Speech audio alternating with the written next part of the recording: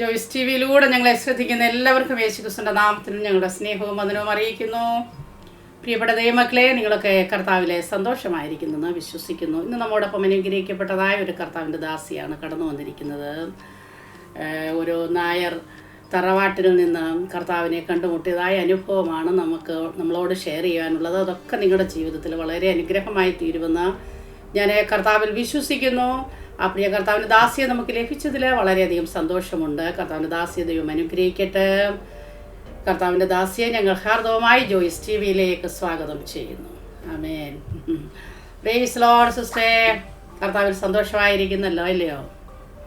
Praise Lord. Yes, കർത്താവിൽ സന്തോഷമായിരിക്കുന്നു. Okay, കർത്താവ് സഹായിക്കട്ടെ. നമ്മളോടൊപ്പം ജോയിൻ ചെയ്തിരിക്കുന്നത് എവിടെ നിന്നാണ് ഇപ്പോൾ? ഞാനിപ്പോൾ ജോയിൻ ചെയ്തിരിക്കുന്നത് ഓസ്ട്രേലിയയിലുള്ള വെസ്റ്റേൺ ഓസ്ട്രേലിയ പെർത്ത് എന്ന സ്ഥലത്തു നിന്നാണ്. ഓക്കെ, പെർത്തിലുള്ള എല്ലാ ദൈവമക്കൾക്കും ജോയ്സ് ടി വിയുടെ സ്നേഹം അറിയിക്കുന്നു. കർത്താവ് നിങ്ങളെ അവിടെ എല്ലാവരെയും അനുഗ്രഹിക്കട്ടെ. ഓക്കെ, വീട്ടിൽ ആരൊക്കെയുണ്ട് ഒന്ന് പരിചയപ്പെടുത്തിയാട്ട്. Praise Lord. ഞാൻ ജനിച്ചു വളർന്നത് നായർ തറവാട്ടിലാണ്. എനിക്ക് അച്ഛനും അമ്മയില്ല. അച്ഛനും അമ്മയും മരിച്ചുപോയി. എനിക്ക് 3 സഹോദരങ്ങളുണ്ട്. അവര് 3 ബ്രദേഴ്സ് ആണ്. എന്റെ താഴെയാണ് എല്ലാവരും. ആരും വിശ്വാസത്തിലല്ല. പിന്നെ എന്റെ ഹസ്ബൻഡിന്റെ പേര് ഗിരീഷ്. ചേട്ടന്റെ വീട്ടില് അച്ഛനും അമ്മയും ഉണ്ട്. ചേട്ടനൊരു ചേട്ടനും ഉണ്ട്. ചേട്ടനും കുടുംബമായിരിക്കുന്നു. ആരും വിശ്വാസത്തിലല്ല. എനിക്ക് 2 പെൺകുഞ്ഞുങ്ങളാണ്. മൂത്ത മോളുടെ വിവാഹം ഇപ്പൊ 2 മാസം മുമ്പ് കഴിഞ്ഞു. രണ്ടാമത്തെ മോള് പഠിച്ചുകൊണ്ടിരിക്കുന്നു. അതാണ്. പിന്നെ ഞാനും. കർത്താവ് സഹായിക്കട്ടെ. സഹോദരങ്ങളും മാതാപിതാക്കളും ഒന്നും വിശ്വാസത്തിൽ കടന്നു വന്നിട്ടില്ലെങ്കിലും കർത്താവ് പ്രിയ സഹോദരിയെ കുടുംബമായ ലോകസ്ഥാപനത്തിന് മുന്നേ തിരഞ്ഞെടുത്തു. കർത്താവിൻ്റെ മകളാക്കി തീർത്തു. ദൈവം ഇത് വലിയ ഉപകാരം, വലിയ ഭാഗ്യമെന്നല്ലാതെ നമുക്ക് പറയുവാനൊന്നുമില്ല. നമ്മുടെ ജീവിതത്തിൻ്റെ ഒരുപാട് അനുഭവങ്ങളുണ്ടെന്ന് ഞാൻ മനസ്സിലാക്കുന്നു. അതിലേക്ക് കടന്നു പോകുന്നതിന് മുന്നമേ തന്നെ നമുക്ക് ദൈവസന്നിധിയിലൊന്ന് പ്രാർത്ഥിക്കാം. ഹല്ലേലൂയ. സ്തോത്രം സ്തോത്രം. പരിശുദ്ധ കർത്താവേ, നന്ദി നിറഞ്ഞ ഹൃദയത്തോടെ ഞങ്ങളങ്ങനെ വാഴ്ത്തുന്നു, സ്തുതിക്കുന്നു, സ്തോത്രം ചെയ്യുന്നപ്പാ. നിങ്ങളുടെ സാന്നിധ്യം ഞങ്ങളോട് കൂടെ ഇരിക്കുന്നതിനായി സ്തോത്രം. കർത്താവേയും കൂടെ ദാസ്യ ദൈവകരങ്ങളിൽ ഏൽപ്പിച്ച് പ്രാർത്ഥിക്കുന്നു. ജീവിതത്തിൻ്റെ അനുഭവത്തെ ഷെയർ ചെയ്യുവാനുള്ള എല്ലാ ദൈവകൃപയും പരിശുദ്ധാത്മാവ് നിന്റെ ദാസിയുടെ മേൽ പകർന്നു കൊടുത്താട്ട് കർത്താവെ കേൾക്കുന്നവർക്ക് വലിയ അനുഗ്രഹമായി തീരുവാൻ ഇടയാക്കണമേ.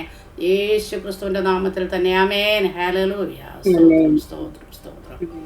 ഓക്കെ, പ്രൈസ് ലോർഡ് സിസ്റ്റർ, കർത്താവ് സഹായിക്കട്ടെ. ഇനിയുള്ള സമയം ഞാൻ ദേവദാസിക്ക് നൽകി തരികയാണ്. ജീവിതത്തിൻ്റെ അനുഭവങ്ങളെ ഒന്നൊന്നായി ദേവദാസിക്ക് ഷെയർ ചെയ്യാവുന്നതാണ്. God bless you. ഓക്കെ. സ്തോത്രം. ദൈവത്തിന്റെ അതിപരിശുദ്ധമായ നാമം വാഴ്ത്തപ്പെടുമാറാകട്ടെ. ആദ്യം തന്നെ ഞാൻ എൻ്റെ ദൈവത്തിന് നന്ദി നിറഞ്ഞ ഹൃദയത്തോടെ സ്തോത്രം ചെയ്യുന്നു. കർത്താവിന് ഇങ്ങനെ ഒരു പ്ലാറ്റ്ഫോമിൽ വന്ന് നിൽക്കാൻ ദൈവം എനിക്ക് ഇടയാക്കിയത് ഓർത്ത് ഒട്ടും പ്രതീക്ഷിച്ചതല്ല. കർത്താവിന്റെ ആ സ്നേഹത്തെ ഓർത്ത് നന്ദിയോടെ ദൈവത്തെ സ്തുതിക്കുകയാണ്. ഞാൻ എപ്പോഴും ഇങ്ങനെ ഒരു വാക്ക് എപ്പോഴും ഞാൻ ചിന്തിക്കുമായിരുന്നു, ഇങ്ങനെ ഞാൻ ഒരുപാട് സാക്ഷിയൊക്കെ ഇതിലൂടെയൊക്കെ കേൾക്കുന്നതാണ്. എനിക്ക് ഒരുപാട് അനുഗ്രഹമായി തീരാറുണ്ട്. പല കാര്യങ്ങളും ഞാൻ അതിൽ നിന്ന് എൻ്റെ ആത്മീയ വർധനയ്ക്ക് വേണ്ടിയിട്ട് ഞാൻ ഏറ്റെടുക്കാറുണ്ട്. അങ്ങനെ ഞാൻ കേൾക്കുവാൻ ഇടയാകാറുണ്ട്. അപ്പോഴൊക്കെ ഞാൻ ചിന്തിച്ചിട്ടുണ്ട്, ഇതുപോലെ നമുക്കും പറയാൻ പറ്റുമോ? പിന്നെ എൻ്റെ മക്കളായാലും എന്നെ ഭയങ്കരമായിട്ട് എൻകറേജ് ചെയ്യും, അമ്മ പറയണമെന്നൊക്കെ. അപ്പോഴ് ദൈവത്തിനോട് ഞാൻ ചോദിക്കും. അപ്പൊ ദൈവം എന്നോട് ധൃതി വെക്കണ്ട, കാരണം ദൈവത്തിന്റെ ഒരു സമയമുണ്ട്. തക്ക സമയത്ത് നീ എന്റെ ബലമുള്ള ഭുജത്തിൻ കീഴിൽ താണിരിപ്പിൻ. ആ തക്ക സമയത്ത് ഞാൻ നിന്നെ ഉയർത്തേണ്ടതിന് നീ എന്റെ ബലമുള്ള ഭുജത്തിൻ കീഴിൽ താണിരിപ്പിൻ. അപ്പൊ ഞാൻ അതങ്ങ് ഏറ്റെടുത്ത് അങ്ങനെ താണിരിക്കുമായിരുന്നു. ദൈവത്തിന്റെ ഒരു നിയോഗമായിരുന്നു ഈ സമയം. ഞാൻ പൂർണ്ണമായും വിശ്വസിക്കുന്നു. കാരണം മാനുഷികമായിട്ടുള്ള കൈകളൊന്നുമല്ല. കാരണം ദൈവത്താൽ സംഭവിച്ചു എന്ന് തന്നെ ഞാൻ പൂർണ്ണമായി വിശ്വസിച്ചുകൊണ്ട് എന്നെ തന്നെ പൂർണ്ണമായി സമർപ്പിക്കുന്നു. പിന്നെ എനിക്ക് ഇതിനകത്ത് ഒന്നും പുകഴുവാനുമില്ല. പിന്നെ ഞാൻ ദൈവത്തിനോട് ഞാൻ പറഞ്ഞു, ഞാനൊരു ഇൻസ്ട്രുമെന്റ് മാത്രമാണ്. ദൈവത്തിന്റെ നാമം മാത്രം മഹത്വം എടുക്കണം. എനിക്കെന്ന് പറയാൻ ഒന്നുമില്ല. കാരണം കർത്താവ് എന്നെ തെരഞ്ഞെടുത്തെങ്കിൽ കർത്താവിന് വേണ്ടി മാത്രമാണ് എന്നെ തെരഞ്ഞെടുത്തിരിക്കുന്നത്. ഞാൻ എൻ്റെ ആദ്യ കാലഘട്ടങ്ങളിൽ ഞാൻ ചിന്തിച്ചിരുന്നു, എനിക്കൊന്നും അറിയത്തില്ലല്ലോ, ഇതിനെക്കുറിച്ചുള്ള ബാക്ക്ഗ്രൗണ്ടുകളൊന്നും നമുക്ക് അറിയാത്തൊരു കാലം ഉണ്ടായിരുന്നല്ലോ. അപ്പം ആകപ്പാട് അറിയുന്ന എന്താ പറയാ, ഹിന്ദുക്കള്, ക്രിസ്ത്യാനികൾ, മുസ്ലിങ്ങൾ, ഇങ്ങനെ മാത്രമേ അറിയത്തുള്ളൂ. ഹിന്ദുക്കളിലാണെങ്കിൽ എനിക്ക് ഒരുപാട് അതിനകത്ത് ഡിവിഷൻസ് ഉണ്ടെന്നൊക്കെ എനിക്ക് അറിയാമായിരുന്നു. അതിനകത്ത് നിന്നതുകൊണ്ടും കാരണം അതിനകത്തുണ്ടായിരുന്ന ഇപ്പൊ നമ്മൾ പറയുന്ന ഉച്ചനീചത്വങ്ങൾ അതിലൊക്കെ കുറെ കണ്ടതുമൊക്കെയാണ്. അങ്ങനെ അറിയാമെങ്കിലും ക്രിസ്ത്യാനികൾ എനിക്ക് അറിയാവുന്ന ഒരൊറ്റ വിഭാഗം കാത്തലിക്സിനെ മാത്രമാണ്. അപ്പൊ അങ്ങനെയൊക്കെ ആ ഒരു സമയത്ത് വേറൊന്നും അറിയാതിരിക്കുന്ന ഈ സമയത്തും എന്താ പറയാ, ദൈവത്തിന് എന്താ ദൈവം എന്താ പറയാ, അറിയില്ലാത്തിരുന്ന ഒരു സമയം വേറെ, ദൈവത്തെ അറിഞ്ഞുകൊണ്ട് വന്നിരിക്കുന്ന ഒരു സമയം വേറെ. അപ്പൊ ഇങ്ങനെ അറിയാതിരുന്ന കുറെ സമയം ഉണ്ടായിരുന്നു. അപ്പൊ ഞാന് എന്റെ എന്താ പറയാ, ബാല്യകാലം ഞാനൊന്ന് പറയാം. എനിക്ക് എപ്പോഴും ഞാൻ ആദ്യം വിചാരിച്ചിരുന്നത് ഇങ്ങനെ എന്താ പറയാ, നമ്മള് എന്താ എന്തോ ആയിരുന്നു. ഞാൻ ഈ കർത്താവിനെ അറിഞ്ഞ സമയത്ത് ഇനീഷ്യൽ സ്റ്റേജിൽ ഞാൻ വിചാരിച്ചിരുന്നത്, കാരണം ഞാൻ എന്തോ ആയിരുന്നു, അത് പറയാനാ ഞാൻ വന്നത്. അപ്പൊ ഈ മൂന്ന് കൂട്ടരെ എനിക്ക് അറിയത്തുള്ളൂ. അപ്പൊ എന്നെ കർത്താവ് വിളിച്ചപ്പോ ഞാൻ വിചാരിച്ചു ഞാൻ സംതിങ് ആണ്. അപ്പൊ എനിക്കിതൊന്നും അറിയത്തില്ല, കാരണം എന്നേക്ക് മുമ്പായിട്ട് ഇത് കർത്താവ് എന്തോരം ആൾക്കാരെ വിളിച്ചിട്ടുണ്ടെന്നൊന്നും അറിയാതിരിക്കുന്ന ഒരു സമയത്ത് സംതിങ് ആണ്, എന്തോ പ്രത്യേകതയുണ്ട് എന്നൊക്കെ വിചാരിച്ച് ഇരുന്ന ഒരു സമയം എനിക്കുണ്ട്. പക്ഷെ അന്ന് തുടങ്ങി എന്നെ ദൈവം പഠിപ്പിക്കാൻ തുടങ്ങി. അന്ന് തുടങ്ങി എന്നെ പഠിപ്പിക്കാൻ തുടങ്ങിയെന്ന് വെച്ച് കഴിഞ്ഞാൽ പണ്ട് എന്താ പറയാ, ഏലിയാ പ്രവാചകനോട് പറഞ്ഞ പോലെ ബാലന് മുട്ടുമടക്കാത്ത 7000 പേരെ കണ്ടുവച്ചിട്ടുണ്ട് എന്ന് പറഞ്ഞതുപോലെ ദൈവം എന്നോട് അങ്ങനെയൊക്കെ ഇടപെടാൻ തുടങ്ങി. അങ്ങനെ ഞാൻ ദൈവസന്നിധി സമർപ്പിക്കാൻ തുടങ്ങി. അപ്പൊ എന്റെ ഒരു ബാല്യകാലം പറയുകയാണെങ്കിൽ, അപ്പൊ എന്റെ പഴയ കാലത്തെ കുറിച്ച് എനിക്ക് ഒട്ടും പുകഴുവാനില്ല. അപ്പൊ ഞാൻ ഇതിനകത്തോട്ട് വന്നപ്പം എന്റെ വീട്ടുകാര് എന്നോട് എന്റെ ബന്ധുക്കള് എന്നോട് പറഞ്ഞിട്ടുണ്ട്, എന്നെ ആരോ ബ്രെയിൻ വാഷ് ചെയ്തതാണ്. അപ്പൊ അന്ന് ഞാനിങ്ങനെ പറഞ്ഞായിരുന്നു, എന്റെ ദൈവത്തിനല്ലാതെ എന്നെ ബ്രെയിൻ വാഷ് ചെയ്യാൻ ആർക്കും പറ്റത്തില്ല. അതോടുകൂടി ചിലവരൊക്കെ എന്നെ ഉള്ള ബന്ധമൊക്കെ മുറിച്ചു പോയി. That's okay. നമ്മളതൊന്നും, കാരണം ഒന്നും ഇതിന്നും ക്രിസ്തുവിന്റെ സ്നേഹത്തിൽ തന്നെ പിന്നോട്ട് വലിച്ചില്ല, ഇനിയോട്ട് വലിക്കത്തുമില്ല. ഞാൻ അതിലങ്ങ് മുറുകെ നിൽക്കും. കാരണം ഈ അറിയാതെ കിടന്ന ഒരു അറിയായ്മയുടെ കാലം ഉണ്ടായിരുന്നു. അപ്പം ദൈവമല്ലാത്തതിനെ ദൈവം എന്ന് കണ്ട് പൂജിച്ച് നടന്ന ഒരു സമയം ഉണ്ടായിരുന്നു. അതിൽ ഞാൻ വളരെ എന്താ പറയാ, വിശ്വസ്തയോടും ഭയങ്കര ഭക്തിയോടുകൂടിയും ജീവിച്ചൊരു കാലം ഉണ്ടായിരുന്നു. ഞാൻ ഭയങ്കര ഒരു ജാതി സ്പിരിറ്റ് ഉള്ള ഒരു വ്യക്തിയുമായിരുന്നു. എന്റെ ജാതി അല്ലാത്തവരോട് വല്ലാതെ ഞാനിങ്ങനെ എനിക്ക് എല്ലാ മനുഷ്യരെ ഇഷ്ടമാണ്. എനിക്കങ്ങനെ അത് പറയുമ്പോ എനിക്കിങ്ങനെ എന്താ ഒരു ക്രിസ്ത്യൻ, ഹിന്ദു, മുസ്ലിം അങ്ങനൊന്നും എനിക്കില്ല. പക്ഷെ കാര്യത്തോടടുക്കുമ്പോൾ എന്റെ ജാതിയോട് പറയുന്ന എനിക്ക് ഭയങ്കര സ്പിരിറ്റ് ആയിരുന്നു. അപ്പൊ അതിൽ ഞാൻ അങ്ങനെ കുറച്ച് പോയൊരു കാലം ഉണ്ടായിരുന്നു. അപ്പൊ ഞാൻ ഇപ്പൊ ചെറുപ്പത്തെ പറയുവാണെങ്കിൽ ഞാൻ പഠിച്ചത് ഒരു കാത്തലിക് കോൺവെന്റിലാണ്, സിസ്റ്റർ ചങ്ങനാശ്ശേരിയിലുള്ള. സിസ്റ്റർ ജനിച്ചു വളർന്നത് എവിടെയാണെന്നും മാതാപിതാക്കളെ കുറിച്ചും അങ്ങനെ ഒന്ന് പറഞ്ഞാട്ടെ, അങ്ങനെ ഒന്ന് തുടങ്ങിയാട്ടെ. ഓക്കെ. ഞാൻ ജനിച്ചു വളർന്നത് എന്റെ ശരിക്കും പറഞ്ഞ സ്ഥലം ആലപ്പുഴ ജില്ല കുട്ടനാട്ട് താലൂക്കിലാണ്. കുമരങ്കരി എന്ന് പറയുന്ന ഒരു ചെറിയ ഗ്രാമത്തിലാണ് ഞാൻ ജനിച്ച് വളർന്നത്. എനിക്ക് അച്ഛനും അമ്മയും 3 സഹോദരങ്ങളുമാണ് ഉണ്ടായിരുന്നത്, 3 ബ്രദേഴ്സ്. ഇന്നിപ്പം അച്ഛനും അമ്മയും ജീവിച്ചിരിപ്പില്ല. ഞാൻ വിശ്വാസത്തിൽ വരുന്നതിന് മുമ്പ് 2012 എന്റെ അമ്മ മരിച്ചുപോയി. അതിനുശേഷം 2017 എന്റെ അച്ഛനും മരിച്ചുപോയി. അപ്പൊ ഞാന് ഇത് പറഞ്ഞിട്ട് ഞാൻ അങ്ങോട്ട്, പിന്നെ ഇതാണ് എന്റെ ചെറുപ്പകാലമുള്ളത്. അപ്പൊ ആ ചെറുപ്പകാലത്തില് ഞാൻ അവരെന്നെ വളർത്തിയത് എന്താണ്, ആ ഒരു രീതിയിൽ തന്നെയാണ് എന്നെ വളർത്തിയത്. നമുക്കറിയത്തില്ലല്ലോ ഞാൻ നായരാണെന്നും ഞാൻ ഇന്ന കുടുംബത്തിലെ വ്യക്തിയാണെന്നും അങ്ങനെ അച്ഛൻ തന്നെ പറഞ്ഞു പഠിപ്പിച്ചത്. അപ്പൊ ഇത്രയും നമ്മൾ ഇങ്ങനെയൊക്കെ ചെയ്യണമെന്നും ഇങ്ങനെയുള്ള കാര്യങ്ങളിൽ കൂടിയൊക്കെ പോകണമെന്നും അങ്ങനെ തന്നെ പഠിപ്പിച്ചു. ഒട്ടും അനുസരണക്കേട് കാണിക്കാതെ ആ ഒരു വിധത്തിൽ തന്നെയാ പോയിരുന്നത്. ഭയങ്കര ഭക്തിയോടുകൂടി തന്നെയാ പോയിരുന്നത്. അപ്പം ഇന്ന് ഞാനൊന്ന് തിരിഞ്ഞു നോക്കുമ്പോൾ ഞാൻ ചെയ്ത കാര്യങ്ങളൊക്കെ എന്റെ ദൈവമേ, അപ്പൊ നമുക്ക് അറിവില്ലല്ലോ. നമ്മൾ ഈ 3 മണിക്കൊക്കെ എണീറ്റ് അമ്പലത്തിൽ പോകുന്നതും കാരണം നട തുറക്കുമ്പോഴത്തേക്കും ഇതൊക്കെ എന്താ പറയാ, എല്ലാവരുടെ അറിവിലേക്കും കൂടി അങ്ങ് പറയുവാണ്. ഇപ്പോഴും എന്റെ ഫ്രണ്ട്സും എന്താ ഇവരൊക്കെ ബന്ധുക്കളൊക്കെ ഇപ്പോഴും അങ്ങനെ പോകുന്നുണ്ട്. അപ്പം എന്താ പറയാ, നട തുറക്കുമ്പോ ഉടനെ ഞാനൊരു കൃഷ്ണഭക്തയുമായിരുന്നു, അയ്യപ്പ ഭക്തയായിരുന്നു. രണ്ടുപേരെ ഒരുപോലെ ഞാൻ സ്നേഹിക്കുകയും ഭയങ്കര ആരാധിക്കുകയും ചെയ്യുന്ന വ്യക്തിയാണ്. എന്നാൽ അത് മാത്രമേ ഉള്ളൂ, അല്ലാത്ത ദൈവങ്ങൾക്കൊന്നും ഞാൻ പ്രാധാന്യം കൊടുത്തിരുന്നില്ല. കുറെ വെച്ചാൽ ഇങ്ങനെ അല്ലാതെയും കുറേ ദൈവങ്ങളുണ്ടല്ലോ, അത് അവർക്കൊന്നും കൊടുത്തില്ല. മനുഷ്യ ദൈവങ്ങൾക്ക് വന്നുകൊണ്ട് മനുഷ്യ ദൈവങ്ങള് അവർക്കൊന്നും ഞാൻ പ്രാധാന്യം കൊടുക്കുന്നില്ല, അവരുടെ അടുത്തൊന്നും പോകത്തുമില്ല, അങ്ങനൊന്നും ഇല്ലായിരുന്നു. പക്ഷെ ഇത് ഭയങ്കര ഭക്തയായിരുന്നു. അപ്പൊ ഇതിനകത്ത് നിൽക്കുമ്പോൾ അച്ഛൻ പറയും നമ്മൾ എങ്ങനെയാ വ്രതങ്ങൾ എടുക്കണം, ഇപ്പൊ എങ്ങനെയാ എന്തെല്ലാം ചെയ്യണം എന്നൊക്കെ അച്ഛൻ പറഞ്ഞു തരുമായിരുന്നു. ഇപ്പൊ കുറെ മന്ത്രങ്ങള് ഇപ്പൊ രാവിലെ എഴുന്നേൽക്കുമ്പോ ഒന്ന് ചൊല്ലണം, നമ്മൾ ഓരോ പർട്ടിക്കുലർ ടൈമിൽ എന്ത് ചെയ്യണം എന്ന് അച്ഛനാണ് എന്നെ പഠിപ്പിച്ചു തന്നിരുന്നത്. ഞാൻ അതുപോലെയൊക്കെ ചെയ്യുമായിരുന്നു. അത് അച്ഛൻ മരിക്കുന്നതിന് മുമ്പ് ഞാൻ കർത്താവിനെ അറിയുന്നതിന് മുമ്പ് വരെയും എന്നോട് അച്ഛൻ ചോദിക്കും മോളത് ചെല്ലിയോ മോളത്, അങ്ങനെയൊക്കെ അത്ര ഇതിൽ തന്നെയാ പോയിക്കൊണ്ടിരുന്നത്. അങ്ങനെയൊക്കെ അറിഞ്ഞാലും അപ്പം ഞാൻ ഇന്നും ചിന്തിക്കുമ്പോൾ അന്ന് ഞാൻ അമ്പലത്തിൽ പോയൊരു കാലം ഉണ്ടായിരുന്നു. നട തുറക്കുമ്പോൾ കാണുന്ന ഭഗവാനെ കിട്ടുക, ആ ഭഗവാനെ നമ്മൾ നട തുറക്കുന്നു, അവര് നട തുറക്കുമ്പോൾ കാണുന്നപ്പോ നമുക്ക് ഭയങ്കര ബ്ലെസ്സിങ് എന്നാണ് വിചാരം. അതിനുശേഷം അവിടെ നിന്നൊരു തലേ ദിവസം വെച്ച പൂവെടുത്ത് പുറത്തോട്ട് എറിയും, അതെടുത്ത് തലേ വെക്കും. അപ്പൊ അത് ഒന്നും കൂടെ ബ്ലെസ്സിങ് എന്നാണ്. അത് കഴിഞ്ഞിട്ട് ആ ഭഗവാനെ കഴുകാൻ തുടങ്ങും. ആ ഇപ്പൊ പറയണ വിഗ്രഹത്തെ കഴുകാൻ തുടങ്ങും. കഴുകുന്ന ഓരോ വെള്ളവും പുറത്തുകൂടെ വരുന്ന ഒരു ഓവിച്ചാല് വെച്ചിട്ടുണ്ട്, അതിന്റെ അടിയിൽ കൈ വെച്ചിട്ട് ആ വെള്ളമൊക്കെ കുടിച്ചിട്ടുണ്ട്. പക്ഷെ അന്ന് അത് അതിനകത്ത് കരടുണ്ടെന്നോ അതിനകത്ത് എന്തുണ്ടെന്നോ ഒന്നും ചിന്തിച്ചിരുന്നില്ല. പക്ഷെ ഇന്ന് തിരിഞ്ഞു നോക്കുമ്പോൾ നമ്മൾ ഓരോ ലേഖനങ്ങൾ റോമക്കെഴുതിയ ലേഖനമൊക്കെ അങ്ങോട്ട് വായിക്കുമ്പോൾ ഞാനത് മനസ്സിലാക്കുന്നു. ഇങ്ങനെ എന്താണ് നമ്മൾ ആ വെള്ളമെല്ലാം അതിനകത്ത് എന്തുമാത്രം കരടുണ്ടായിരുന്നു. ഈ വിഗ്രഹത്തെ മനുഷ്യ കൈകളാൽ നിർമ്മിതമായ കണ്ണുണ്ടെങ്കിലും കാണാത്ത, ചെവിയുണ്ടെങ്കിലും കേൾക്കാത്ത, വായുണ്ടെങ്കിലും സംസാരിക്കാത്ത ഈ ദൈവങ്ങൾ ഈ വിഗ്രഹങ്ങളെ കഴുകിയ വെള്ളമാണല്ലോ ദൈവമേ ഞാൻ അന്ന് കുടിച്ചിരുന്നത് എന്ന് ഓർത്ത് എനിക്ക് ഷെയിം തോന്നാറുണ്ടെന്ന് വെച്ചാൽ ഡെഫിനറ്റ് ആയിട്ട് എനിക്ക് ഷെയിം തോന്നാറുണ്ട്. പിന്നെ അറിവില്ലായ്മയുടെ കാലങ്ങളിൽ ദൈവം ഓർക്കുന്നില്ല എന്നുള്ളത് കൊണ്ടും അത് ഞാന് എന്താ പറയാ, ദൈവം നമ്മളോട് ക്ഷമിക്കുമല്ലോ. പിന്നെ ദൈവം ഒട്ടും ക്ഷമിക്കാത്ത ഒരു ഭാവം വിഗ്രഹാരാധന ദൈവത്തിന് ഒട്ടും ഇഷ്ടമല്ലായിരുന്നു എന്നൊക്കെ ഇപ്പൊ ചിന്തിക്കുമ്പോൾ നമുക്ക് മനസ്സിലാകും.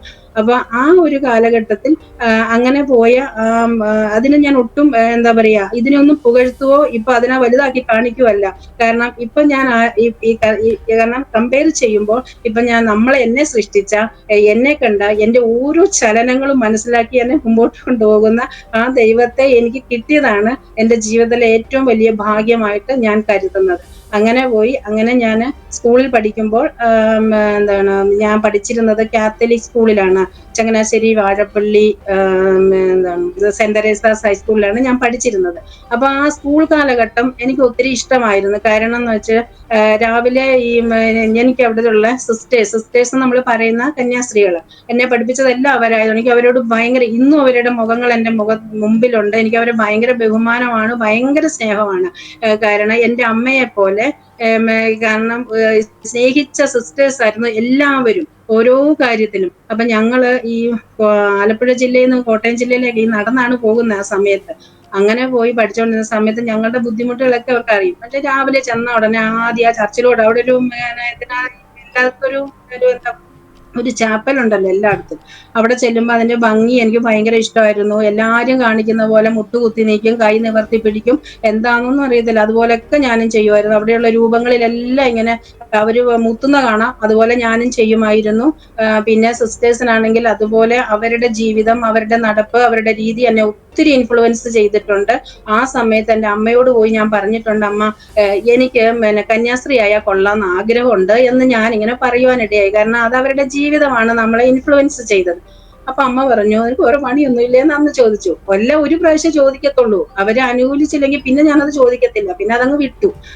അങ്ങനെ പിന്നെ വെച്ചാൽ അവരുടെ സ്നേഹമൊക്കെ എന്നെ ഒത്തിരി എന്താ പറയാ ആകർഷിച്ചിട്ടുണ്ട്. നമ്മളൊക്കെ എക്സാം എഴുതാനൊക്കെ പോകുമ്പോൾ സിസ്റ്റേഴ്സ് പറയുന്ന ഒരു കാര്യങ്ങൾ ഒരിക്കലും ഞങ്ങളെ വേദനിപ്പിക്കുന്ന രീതിയിൽ അവർ സംസാരിച്ചിട്ടില്ല.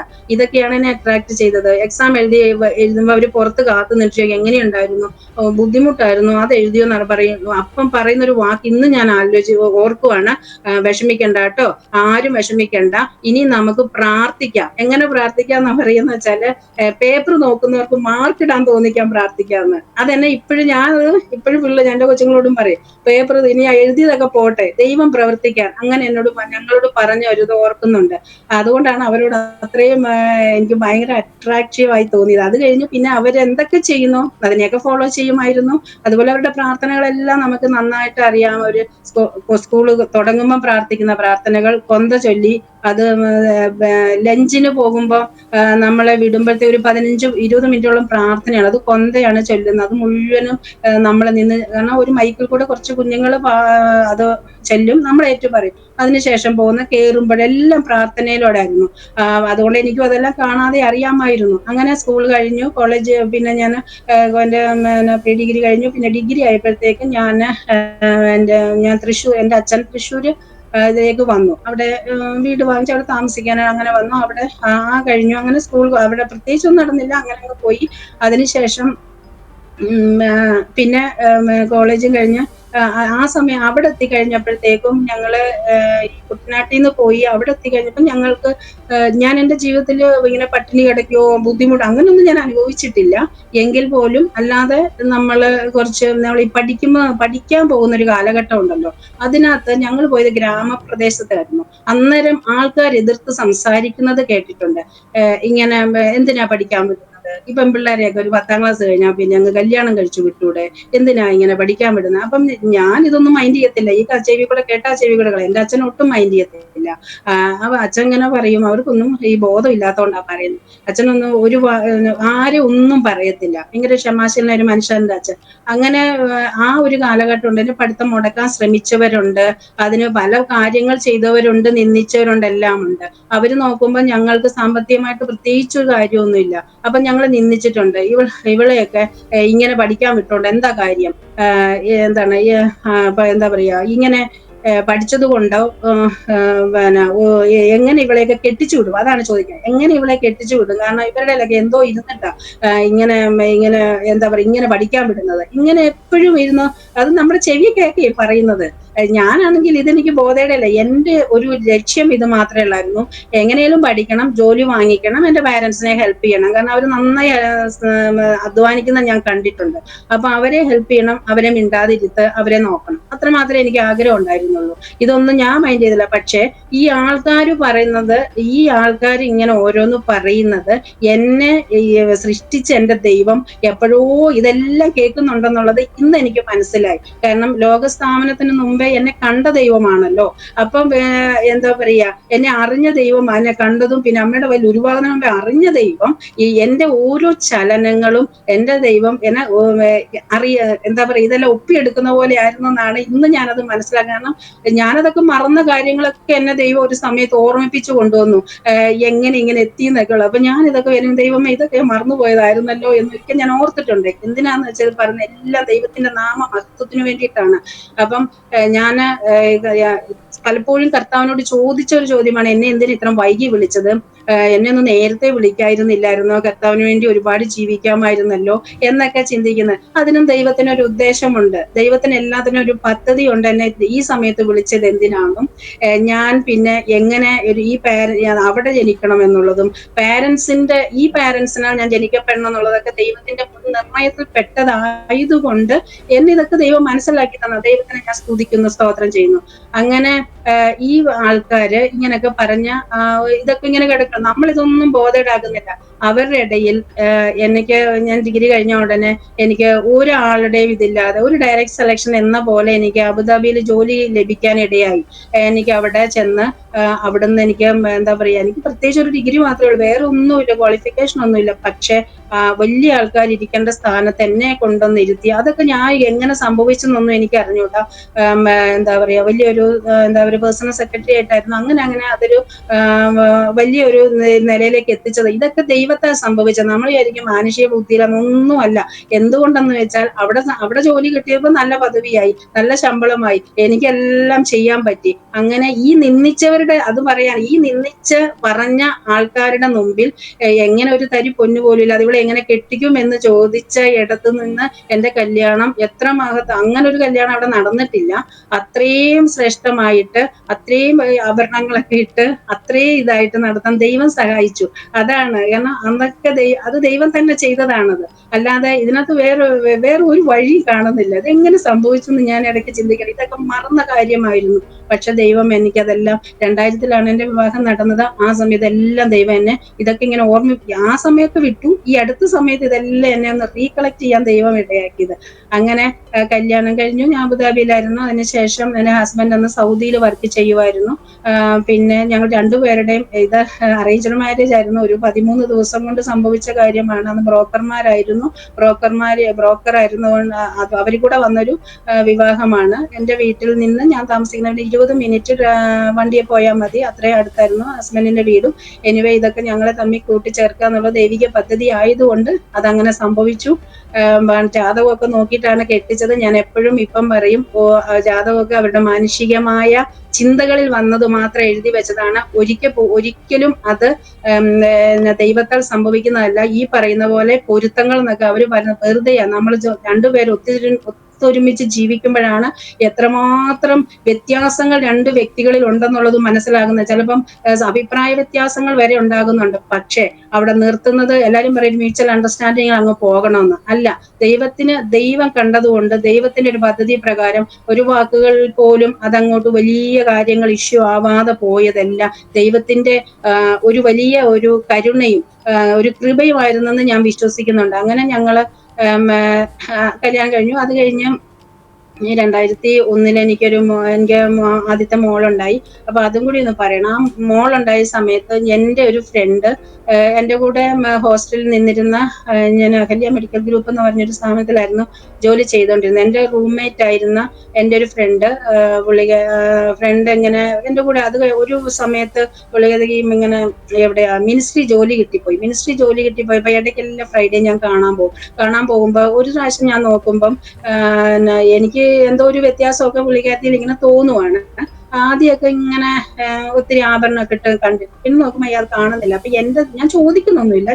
ഞാൻ വിചാരിച്ചെന്താന്ന് വെച്ചാല് ഈ മിനിസ്ട്രിയിലൊക്കെ ജോലി ചെയ്യുമ്പോൾ ഇവനെയൊക്കെ ഇവിടെയല്ലേ ഗൾഫല്ലേ, അവരോട് ഇതൊക്കെ ഉരുമാറ്റാൻ പറയുമായിരിക്കും എന്നുള്ള രീതി കാത്തലിക് ബാക്ക്ഗ്രൗണ്ട് ആയിരുന്നു.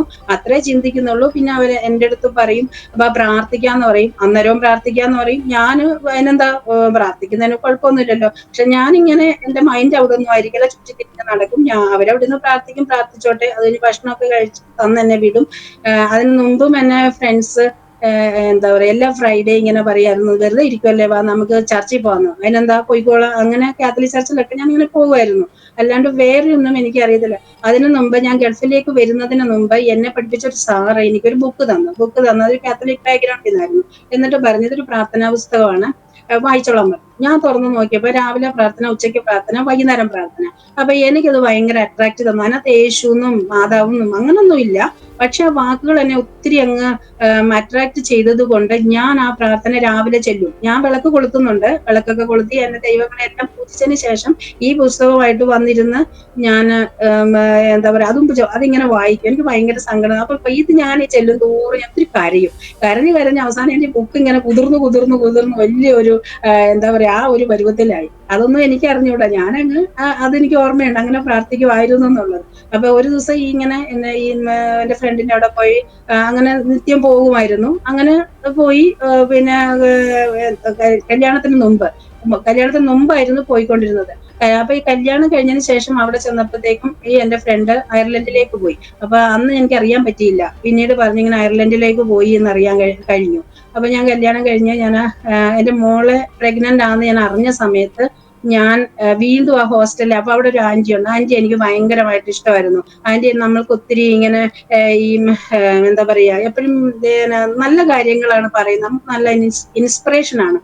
അപ്പൊ ആന്റിയോട് പോയി പറയാം, ഞാൻ പ്രഗ്നന്റ് ആണെന്ന് പറയാം എന്ന് പറഞ്ഞ് ഞാൻ അങ്ങോട്ട് ചെന്നു. അപ്പൊ പറഞ്ഞു ആന്റി, അപ്പൊ ഇങ്ങനെ പറഞ്ഞു ആന്റിയോട് ഞാൻ പറഞ്ഞു, ആന്റി ഞാൻ ഇങ്ങനെ പ്രഗ്നന്റ് ആണെന്ന് പറഞ്ഞു. അപ്പൊ എന്നെ ഒരു സോഫയിൽ ഇരുത്തി ആന്റി എന്നോട് പറയും, മോളെ ഇങ്ങനെ പറയുന്നത്, ഇങ്ങനെ ഞാനൊരു കാര്യം പറയട്ടെ, മോൾക്ക് ഇപ്പൊ പ്രഗ്നന്റ് ആണെന്ന് പറഞ്ഞു. ഇനി ഒരു കാര്യം ചെയ്യണം, ദൈവത്തോടെ, ഇപ്പൊ യേശു എന്നൊന്നും പറയുന്നില്ല, ദൈവത്തോട് പ്രാർത്ഥിക്കണം.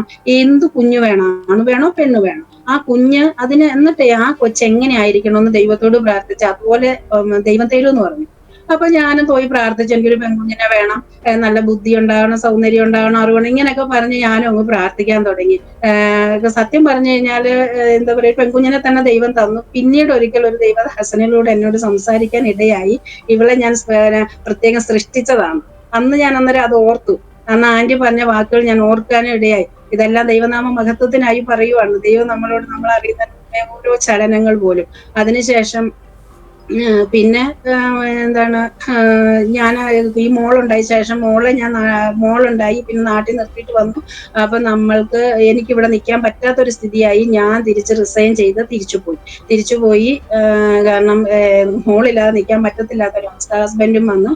അതിനുശേഷം കുറച്ച് രണ്ടാമത്തെ മോളും ഉണ്ടായി. പിന്നെ ഞങ്ങൾ കുറച്ചുനാൾ നാട്ടിൽ നിന്ന് ഞങ്ങൾ വിചാരിച്ചു, ഓക്കെ, എല്ലാ കുടുംബമായിട്ട് ചേർന്ന് പോകുന്ന ഏതെങ്കിലും രാജ്യം ഉണ്ടെങ്കിൽ പോകാം എന്ന് ഞങ്ങൾ ഇങ്ങനെ ആലോചിച്ചു. അന്നേരം ഞങ്ങൾ ഇങ്ങനെ ചുമ്മാതെ ഇരിക്കുമ്പം ഒരു ദിവസം സിറ്റൗട്ടിൽ ഇരിക്കുമ്പോൾ ഒരു കൈനോട്ടക്കാരി ഓടി വന്നിട്ട് പറയുക, നിങ്ങളൊന്നും ഇവിടെ നിൽക്കേണ്ടവരല്ലല്ലോ, നിങ്ങളൊക്കെ ഈ രാജ്യം വിട്ടു പോകേണ്ടവരാണല്ലോ എന്നൊരു വാക്ക് അന്ന് പറഞ്ഞു. അന്നത്തെ ബുദ്ധിയിൽ അതൊക്കെ നമ്മളത് ആണോന്ന് ചോദിച്ചു. പക്ഷെ പൗലോസ് അപ്പോസ്തലൻ തിരിഞ്ഞു നോക്കി ആ കൈനോട്ടക്കാരി ശാസിച്ചതുപോലെ അതൊക്കെ പിന്നീട് വരുമ്പോഴേക്കും ഓർമ്മ വരുന്നത്. ഇതൊന്നും എന്താ പറയുക, ഇവരും പ്രവചിക്കുമല്ലോ എന്നുള്ളത്. അങ്ങനെ ഞങ്ങൾ നോക്കി ഏത് രാജ്യത്ത് പോകണം തീരുമാനിച്ചുകൊണ്ടിരുന്നു. അങ്ങനെയാണ് 2009 ഒരു സ്റ്റുഡന്റ് വിസയില് ഞങ്ങള് ഓസ്ട്രേലിയ കണ്ടു. ഞങ്ങൾ പോയി ഏജന്റിനോട് ചോദിച്ചു, ഓസ്ട്രേലിയയിൽ എവിടെ പോകണമെന്ന് ചോദിച്ചു. അപ്പൊ ഞങ്ങൾക്ക് ആകെ അറിയുന്നത് സിഡ്നി ആയിരുന്നു. പക്ഷെ അവിടെ പറ്റത്തില്ലെന്ന് പറഞ്ഞു. അവര് കുറെ കാര്യങ്ങൾ പറഞ്ഞു, കുറെ സ്ഥലം പറഞ്ഞു, ഏതായാലും കുഴപ്പമില്ലെന്ന് പറഞ്ഞു. പക്ഷെ ഇവിടെയാണ്, ഇന്ന് പെർത്തിലാണ്. ഈ പെർത്തിൽ ഞങ്ങൾ താമസിക്കുന്ന ഈ സബർബിൽ തന്നെയാണ് ദൈവം ഞങ്ങളെ കൊണ്ടെത്തിച്ചത്. ഇവിടെ എത്തിക്കഴിഞ്ഞപ്പം എന്നോട് പഠിക്കേണ്ട സബ്ജക്റ്റ് പോലും, ഞാൻ വന്നതല്ല, ഞാനൊരു സോഷ്യൽ വർക്കറാണ്. അപ്പം ഇത് പഠിക്കണം എന്നുള്ളത് എന്നോട് എഡ്യൂക്കേഷൻ ഡിപ്പാർട്ട്മെന്റാ പറഞ്ഞത്. അവര് പറയുന്നത് അവർ ആർക്കും അങ്ങനെ അഡ്വൈസ് കൊടുക്കത്തില്ലെന്ന്. അപ്പൊ ഇതിന്റെ പിന്നിൽ ഇതൊരു കമ്മ്യൂണിറ്റി വർക്ക് ആയതുകൊണ്ടും ഞാൻ പല ആൾക്കാരെയും കാണേണ്ടത് കൊണ്ടും ഇത് ദൈവത്താൽ സംഭവിച്ചെന്ന് ഞാൻ വിശ്വസിക്കുന്നു. അപ്പം നമുക്കിത് സമൂഹത്തിലേക്ക് ഇറങ്ങിച്ചെന്ന് പലരോടും നമുക്ക് സുവിശേഷം പറയാൻ പറ്റുന്ന ഒരു, ദൈവം എല്ലാം മുൻകൂട്ടിയാണല്ലോ ചെയ്യുന്നത്. നമുക്ക് വിചാരിക്കും ഇത് എന്താവാന്ന് ഇങ്ങനെയെന്നുള്ളത്. അങ്ങനെ അത് പഠിച്ചുകൊണ്ടിരുന്നു. അപ്പം ഇങ്ങോട്ട് വരാൻ ഇതുപോലെ ഞങ്ങൾ ഇങ്ങോട്ട് വരാൻ നേരം ഞങ്ങളുടെ ഏജന്റ് പറഞ്ഞു, ഇങ്ങനെ മക്കൾക്കൊന്നും വിസ എടുത്തു തരത്തില്ല, കൊച്ചുങ്ങൾ, നിങ്ങളൊക്കെ പോയി പഠിച്ച് നിങ്ങൾ ഇവിടുത്തെ റെസിഡന്റ് ഒക്കെ ആയിട്ട് എടുത്തു തരത്തുള്ളൂ. അപ്പൊ ഞാൻ നേരിട്ട് ഇവിടെ ഗവൺമെന്റിന് എഴുതി, ഇങ്ങനെ എനിക്ക് 2 പെൺകുഞ്ഞുങ്ങളുണ്ട്, അവരെ ഇട്ടിട്ട് വരാൻ പറ്റത്തില്ല, ഞാൻ എന്തോ ചെയ്യണമെന്ന്. അവര് പറഞ്ഞു നോ പ്രോബ്ലം, ഞങ്ങൾ ഹെൽപ്പ് ചെയ്യാന്ന് പറഞ്ഞിട്ട് അവരൊരു പേപ്പർ നമുക്ക് അയച്ചു തന്നു. കൊണ്ട് ഇമിഗ്രേഷനിൽ പോയാൽ മതി എന്ന് പറഞ്ഞു. അത് എല്ലാവർക്കും ഒരു അത്ഭുതമായിരുന്നു, അത് എങ്ങനെ സംഭവിച്ചെന്നുള്ളത്. എല്ലാം ദൈവത്താൽ സംഭവിച്ചു. ദൈവത്തിന് പദ്ധതി ഉള്ളത് കൊണ്ട് ദൈവത്താൽ സംഭവിച്ചു എന്ന് വിശ്വസിക്കുന്നു. അങ്ങനെ ഓസ്ട്രേലിയക്ക് ഞങ്ങൾ വരുമ്പം മേലോട്ട് നോക്കിയ ആകാശം, താഴോട്ട് നോക്കിയ ഭൂമി എന്ന് പറയുന്ന പോലെ തന്നെ ഞങ്ങൾക്കിവിടെ ഒരു മനുഷ്യനെ അറിയത്തില്ല, ഒറ്റ മനുഷ്യരെ അറിയത്തില്ല. ഏജന്റ് പറഞ്ഞ ഒരു വ്യക്തിയെ പരിചയപ്പെടുത്തി, ഞങ്ങൾ കണ്ടിട്ടില്ല, ഒന്നുമില്ല. ആളൊരടയാളം പറഞ്ഞു തന്നു, ഇറങ്ങുമ്പോൾ ഇന്ന സ്ഥലത്ത് എയർപോർട്ടിൽ നിൽക്കുക, ഞാൻ വന്ന് പിക്ക് ചെയ്യാം. അങ്ങനെ ആള് കൊണ്ടുവന്ന് ഞങ്ങൾ വന്നു, ഇറങ്ങി, അടയാളം വെച്ച് വന്ന് ചോദിച്ചു. പറഞ്ഞ സ്ഥലത്ത് നിന്ന് ഞങ്ങളെ പിക്ക് ചെയ്തു. ഞങ്ങളൊരു വീട്ടിൽ കൊണ്ടുവന്ന് ഒരാളുടെ ഷെയറിങ് അക്കോമഡേഷനിൽ കൊണ്ടുവന്ന് ആക്കി തരുവാണ്. അവിടെ നിന്ന് അവിടെ നിന്ന് അതെല്ലാം ദൈവത്തിന്റെ ഒരു പദ്ധതിയിൽപ്പെട്ട ഒരു കാര്യമായിരുന്നു. കാരണം അത് അങ്ങനെ തന്നെയാണ്. അവിടെ നിന്നുകൊണ്ട് ഞങ്ങളിങ്ങനെ 2 ദിവസം, ഭയങ്കര തണുപ്പുള്ള സമയമായിരുന്നു. 2009 ജൂലൈ 3 ഞങ്ങൾ ഇവിടെ ലാൻഡ് ചെയ്യുന്നത്.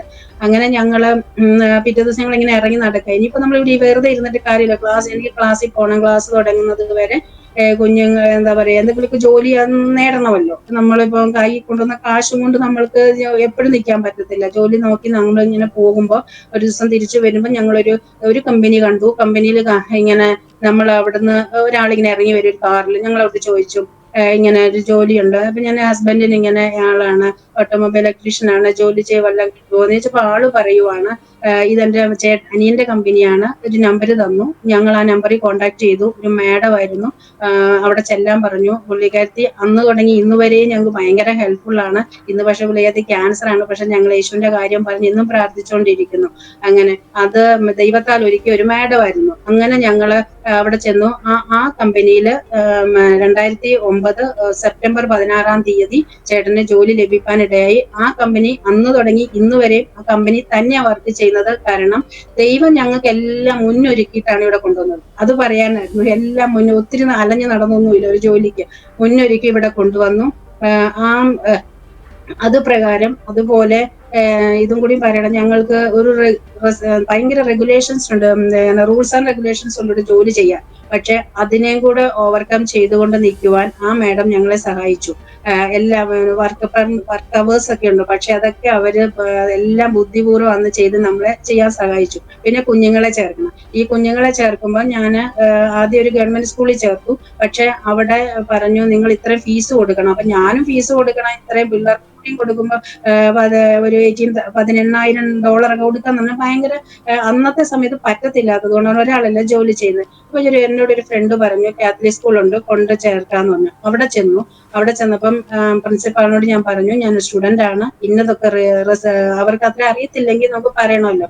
അതൊന്നും കുഴപ്പമില്ല, നിങ്ങൾ കൊച്ചുങ്ങളെ ചേർത്തോ, ഇവിടുത്തെ സിറ്റിസൺ ഫീസ് അടച്ചാൽ മതി എന്ന് പറഞ്ഞ് അത് നിങ്ങൾക്ക് സൗകര്യം ഉള്ളതുപോലെ അടച്ചാൽ മതി എന്ന് പറഞ്ഞ് കുഞ്ഞുങ്ങളെ അവിടെ ചേർത്തു. അത് 3 മാസം കഴിഞ്ഞപ്പോൾ ഇതേപോലെ ഞാൻ കോളേജിലെ എന്റെ ലൈബ്രറി ഇരിക്കുമ്പോൾ എനിക്കൊരു കോള് വരുവാണ്, നിങ്ങൾ സ്റ്റുഡന്റ് ആണ്, ഇത്രയും ഫീസ് പോരാന്ന് പറഞ്ഞു. അത് എഡ്യൂക്കേഷൻ ഡിപ്പാർട്ട്മെന്റിൽ നിന്നാണ് വരുന്നത്. അപ്പൊ ഞാനത് എന്ത് ചെയ്യും? അപ്പൊ ദൈവമേ എന്തോ ചെയ്യും, ഒന്നും ചെയ്യാനില്ല. അങ്ങനെ ഇരുന്ന സമയത്താണ് എന്നെ 3 ദിവസം കഴിഞ്ഞപ്പോ ഈ പ്രിൻസിപ്പാൾ എന്നെ വിളിച്ചു. പ്രിൻസിപ്പൾ എന്നെ വിളിച്ചിട്ട് പറഞ്ഞു, വിഷമിക്കണ്ട, എനിക്ക് ഇത് കാത്തലിക് എഡ്യൂക്കേഷൻ ആയതുകൊണ്ട് ഹാഫ് എനിക്ക് അതോറിറ്റി ഉണ്ട്, ഹാഫ് ആണ് ഗവൺമെന്റ് ഉള്ളൂ. പക്ഷെ എങ്കിലും ഒരു പ്രിൻസിപ്പൾ എന്ന നിലയിൽ ഫുൾ അതോറിറ്റി, എനിക്ക് ഫുൾ ഡിസിഷൻ എടുക്കാനുള്ള തീരുമാനം എടുക്കാനുള്ള പവർ ഉണ്ടെന്ന് പറഞ്ഞിട്ട് ഈ ഫീസ് എന്റെ ആദ്യത്തെ സ്റ്റുഡന്റ് ആണ് ഈ കുഞ്ഞുങ്ങളെന്ന് ഞാൻ പറഞ്ഞു. എന്നിട്ട് എന്താണോ നിങ്ങൾ ആദ്യം ചെയ്തത് അത് ചെയ്താൽ മതി എന്ന് പറഞ്ഞു. എന്തുവാ ദൈവം ചെയ്തത് ഓർക്കുമ്പോൾ എത്ര സ്തുതിച്ചാലും മതിയാകത്തില്ല. അത് ആർക്കും പിന്നീട് മുമ്പും ചെയ്തിട്ടില്ല, പിമ്പും ചെയ്തിട്ടില്ല. അങ്ങനെ ദൈവം അവിടെ വഴികൾ ഒരുക്കി. അതുപോലെ ആദ്യത്തെ ഇനീഷ്യൽ സ്റ്റേജിൽ ഞങ്ങൾ കാറ് വാങ്ങിച്ചിട്ടൊന്നും ഉണ്ടായിരുന്നില്ല, കാരണം സ്റ്റുഡന്റ് ആണല്ലോ.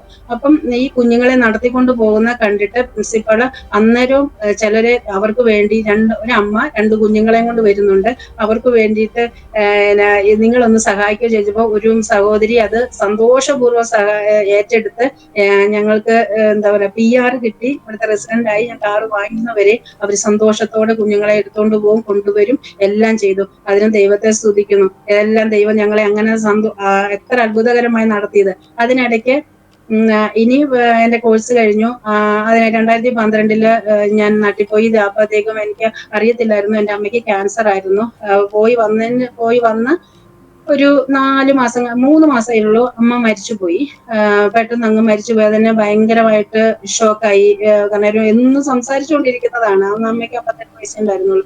അപ്പൊ ഭയങ്കര ഒരു വിഷമമൊക്കെ ആയി. ഇങ്ങനെ പെട്ടെന്ന് പോയല്ലോ എന്നുള്ള ഒരു ഇതൊക്കെ ആയി. അതിനൊരു ഓവർകം ചെയ്യാൻ കുറച്ച് സമയം എടുത്തു.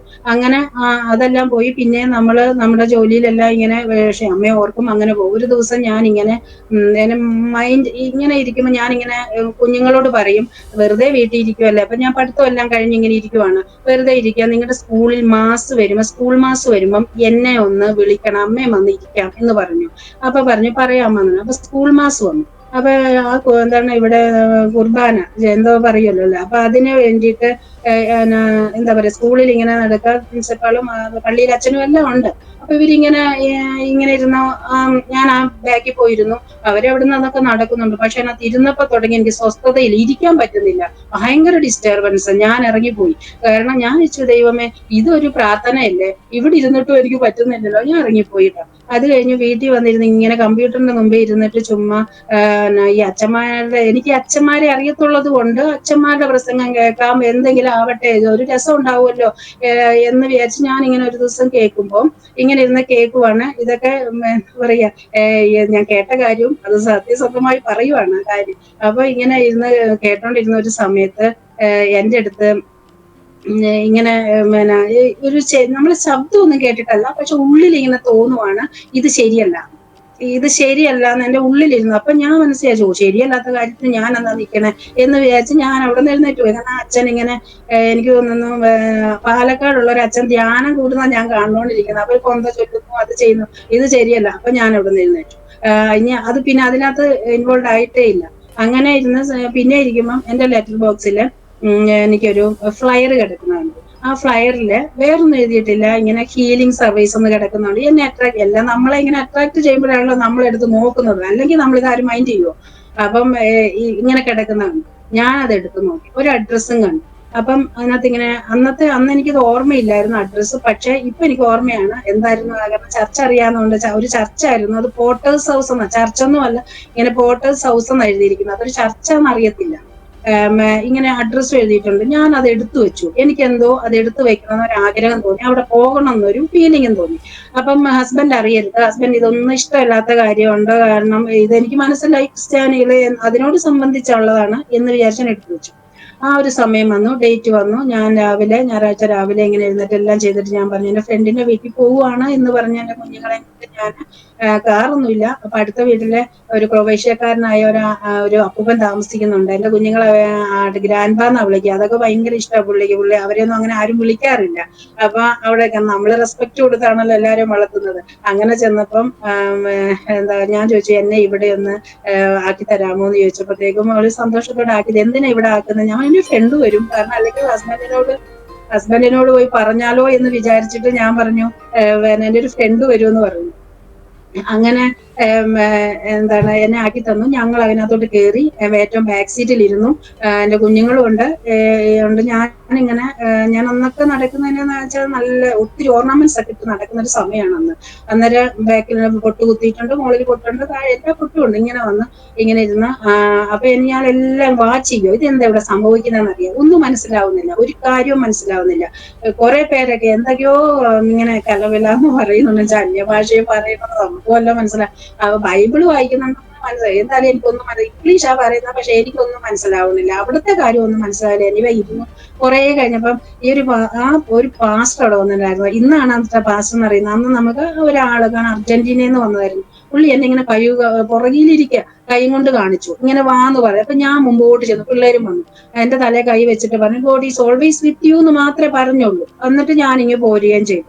അപ്പോഴേ എനിക്ക് പിന്നെ തോന്നി ഒന്നും കൂടെ അവിടെ പോയാലോ എന്ന് തോന്നിയിട്ട് ഞാൻ അവിടെയുള്ള ആളോട് ഇങ്ങനെ പറഞ്ഞു, അവരെനിക്ക് ഫോൺ നമ്പർ തന്നിട്ടുണ്ടായിരുന്നു. നിങ്ങളുടെ അവിടെ ചർച്ചാന്ന് എനിക്ക് മനസ്സിലായി, ഒന്ന് വന്നാലോ? കാരണം ഞാൻ നോക്കുമ്പോ എന്റെ മനസ്സിലെ ചർച്ച മുഴുവൻ രൂപങ്ങളായിരുന്നു, ഇത് വെറും ഹാള് മാത്രമാണ്. അപ്പൊ അവർക്ക് സന്തോഷത്തോടെ എന്നെ അങ്ങോട്ട് പിന്നെയും കൊണ്ടുപോയി. ഒരു ദിവസം അവിടെ ഇരുന്നപ്പോഴത്തേക്കും ആ ചർച്ചിനകത്ത് അന്ന് എനിക്ക് അറിയത്തില്ലായിരുന്നു, പക്ഷെ പാസ്റ്ററിന്റെ വൈഫാണ്. അതൊരു അന്നൊരു 10-22 വയസ്സ് ഉള്ള ഒരു കൊച്ചു പെൺകുട്ടിയാ. എന്നോട് വന്ന് ഇങ്ങനെ അടുത്തിരുന്ന് ചോദിച്ചു, do you want to born again എന്ന് ചോദിച്ചു. ഇങ്ങനെ തന്നെയാട്ടോ ചോദിച്ചത്, do you want to born again. ഇത് ചോദിക്കുമ്പോൾ നമുക്ക് കുറച്ചൊക്കെ മനസ്സിലാവുമല്ലോ. ഈ ബോൺ അഗെയിൻ എന്ന് ചോദിച്ചപ്പം നമ്മൾ മലയാളത്തിലോട്ട് ട്രാൻസ്ലേറ്റ് ചെയ്തു, വീണ്ടും ജനിക്കുക. അപ്പൊ ഞാൻ ഇങ്ങനെ മനസ്സിൽ വിചാരിച്ചു, ഞാനും അപ്പൊ എന്റെ മൂത്ത മോൾക്ക് 10 വയസ്സുണ്ട്, അപ്പൊ അവള് 11 വയസ്സാണ്. അപ്പൊ ഞാൻ അവളുടെ മുഖത്തേക്ക് നോക്കി, അവൾ എന്റെ മുഖത്തേക്ക് നോക്കി. ഞാൻ ഈ നിക്കോദിമോസ് ചിന്തിച്ചതുപോലെ തന്നെ, അന്ന് എനിക്ക് അറിയത്തില്ല, നിക്കോദിമോസ് ചിന്തിച്ച പോലെ തന്നെ ഞാനും ചിന്തിച്ചു. ഇനി എങ്ങനെ വീണ്ടും ജനിക്കാൻ പറ്റും? ഇവർക്ക് എന്താ വേറെ പണിയൊന്നുമില്ല, ഇതെന്തോന്ന് ചോദ്യമാ എന്നിങ്ങനെ ചോദിച്ചിട്ട് അന്ന് അവിടുത്തെ പോക്ക് നിർത്തി.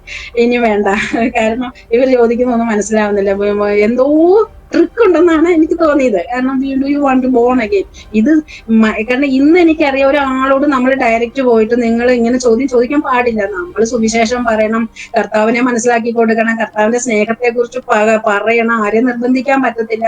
ഇങ്ങനെയൊക്കെ പറയണം, നമ്മുടെ സാക്ഷ്യം പറയണം. അങ്ങനെ അവരുടെ ഹൃദയയുടെ ഹൃദയം തുറന്ന പോലെ തുറക്കപ്പെടണം. അപ്പം പിതാവ് ആകർഷിക്കാതെ ആർക്കും വരാൻ പറ്റില്ല. അങ്ങനെയൊക്കെ സംഭവിക്കുന്നത് എനിക്ക് പിന്നെ മനസ്സിലായത്. അതുകൊണ്ട് നമ്മളൊരു സുവിശേഷം പറയുമ്പം ഇതൊക്കെ ദൈവം നമ്മളെ പഠിപ്പിക്കായിരുന്നു, ഇങ്ങനെയൊന്നും അല്ല എന്നുള്ളത്. ഇതെല്ലാം ഒരു സ്റ്റെപ്പായിരുന്നു. അങ്ങനെ എന്താ പറയാ, അവിടുന്ന് നമ്മൾ വിട്ടു. പിന്നെ പിന്നെ അങ്ങനത്തെ ചിന്തകളോ അങ്ങനത്തെ ഒന്നുമില്ല. അങ്ങനെ വിട്ടു. കുറച്ച് കഴിഞ്ഞപ്പോഴത്തേക്കും എന്താണ്, ഞാൻ ഒരു ദിവസം ഇങ്ങനെ ഒരു 2016 അല്ല 2013 ഏപ്രിൽ മാസം 16-ാം തീയതി ഒരു ട്യൂസ്ഡേ, ചൊവ്വാഴ്ച, എന്റെ മോളെ 6-ാം ക്ലാസ്സിൽ പഠിക്കുകയാണ്. അവള് ഇവിടെ എക്സാം ഇത് എഴുതാൻ വേണ്ടി പോയിരിക്കുക, സ്കോളർഷിപ്പാണ്. അപ്പം എഴുതാൻ പോയി. അപ്പൊ എന്നോട് പറഞ്ഞു, അമ്മ പ്രാർത്ഥിക്കണം. എല്ലാത്തിനും പ്രാർത്ഥനയുണ്ടല്ലോ, പ്രാർത്ഥനയ്ക്ക് ഇപ്പം ഇതില്ല. അപ്പൊ ഞാൻ എന്റെ വിളക്ക് കൊളുത്തി വെച്ചിട്ടുണ്ട്.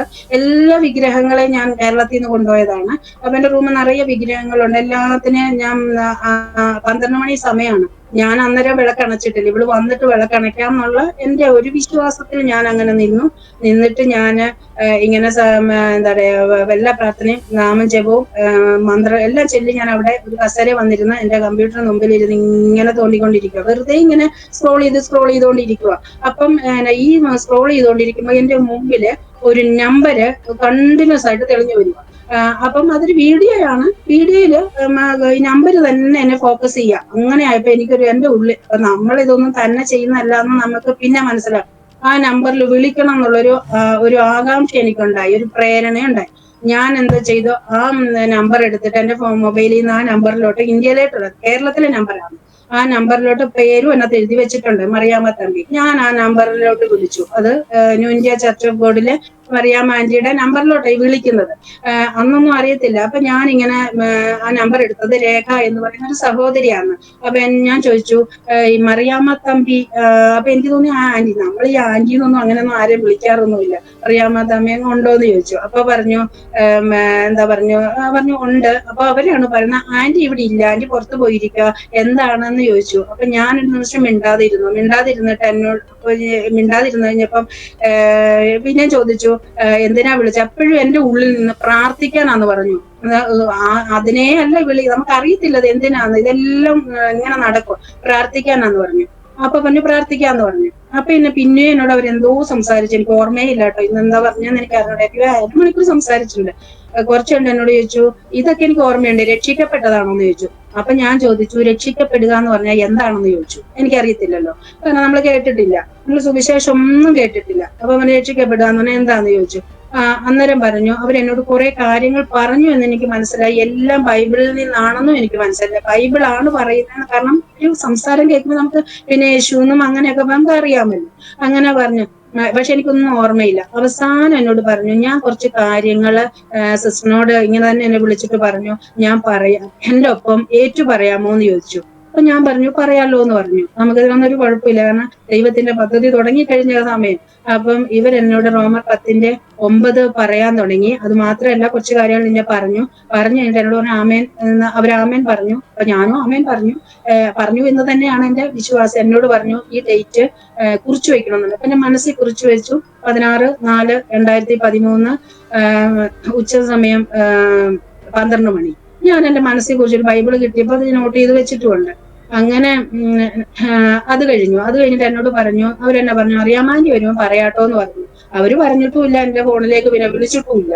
അത് കഴിഞ്ഞു, കാരണം അത്രേ പദ്ധതി ഉണ്ടാവുള്ളൂ ദൈവത്തിന്.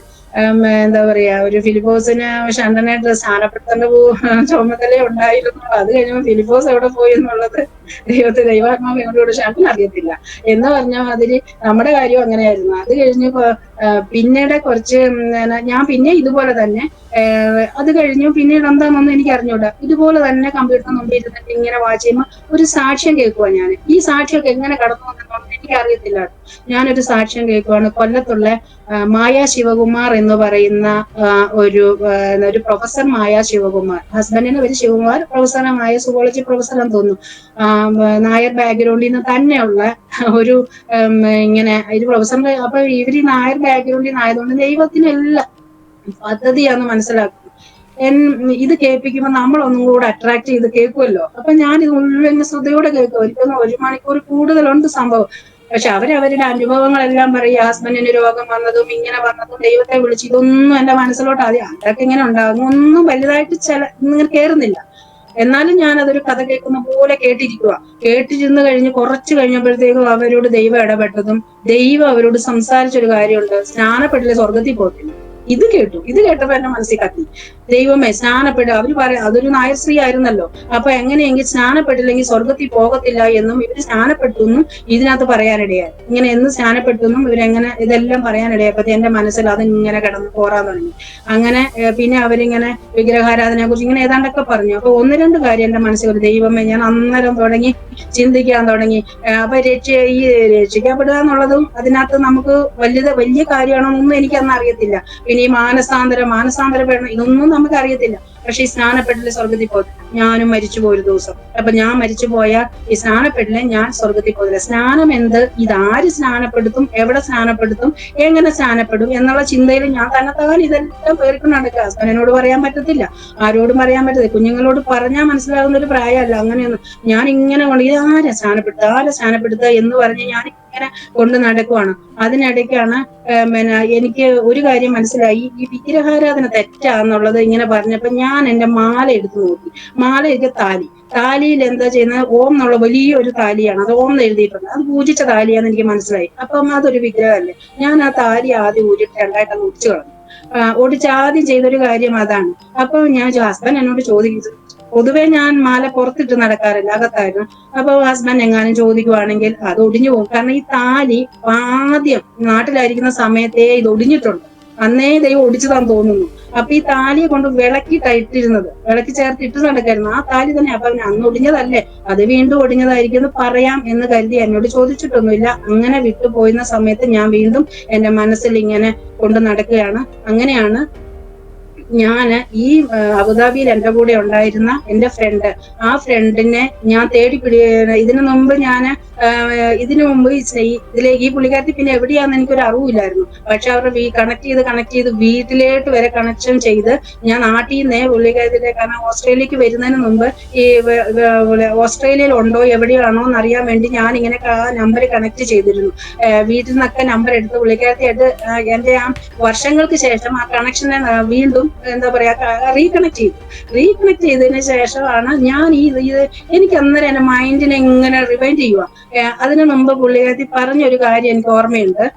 എന്നോട് എപ്പോഴും വിളിക്കുമായിരുന്നു, ഞങ്ങൾ തമ്മിൽ വിളിക്കും, സംസാരിക്കും. എന്നോട് പറഞ്ഞു, ഒരു ദിവസം എന്നോട് പറഞ്ഞായിരുന്നു, ഞാൻ ഇതിനൊക്കെ മുമ്പ് ഞാൻ പഠിച്ചോണ്ടിരിക്കുക, അപ്പൊ നിനക്ക് ജീവിക്കുന്ന ദൈവത്തെ വിളിച്ചുകൂടെ ചോദിച്ചു. എനിക്ക് ഭയങ്കര ദേഷ്യം വന്നു. കാരണം ഞാൻ എത്ര ദൈവത്തെ വിളിക്കുന്നു, എല്ലാം ജീവിക്കുന്നതല്ലേ. ഇപ്പൊ ഈ ജീവിക്കുന്ന ദൈവം ഏതാ അതെനിക്കറിയത്തില്ല.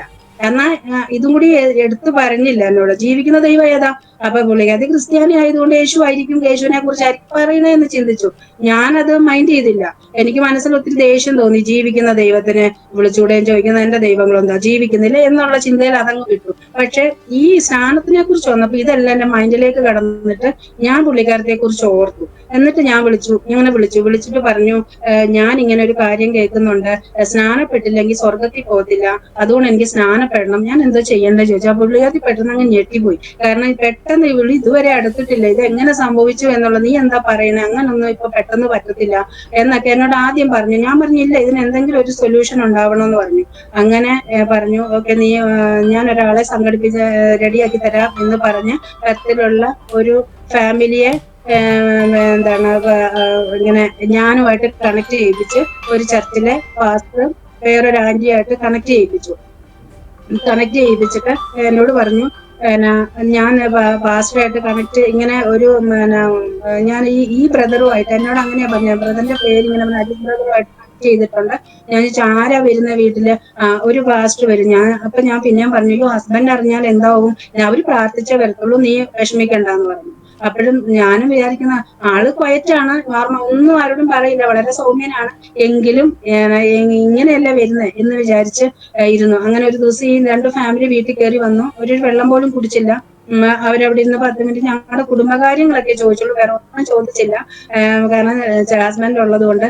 അപ്പൊ ഞാൻ പെട്ടെന്ന് പറഞ്ഞു, എനിക്ക് നിങ്ങളുടെ ചർച്ചിൽ വരണം, എന്തോ ചെയ്യണ്ടേന്ന് ചോദിച്ചു. അപ്പൊ ഒരു ആന്റി പറഞ്ഞു, കുഴപ്പമില്ല, ഞാൻ ഇന്ന് ഞായറാഴ്ച വന്നിട്ട് കൊണ്ടുപോകാമെന്ന്. അങ്ങനെ ഹസ്ബൻഡ് അതിപ്പം എല്ലാം ദൈവം ഹസ്ബൻഡിന്റെ ഹൃദയത്തിനെ ഒരുക്കുന്നുണ്ടായിരുന്നു.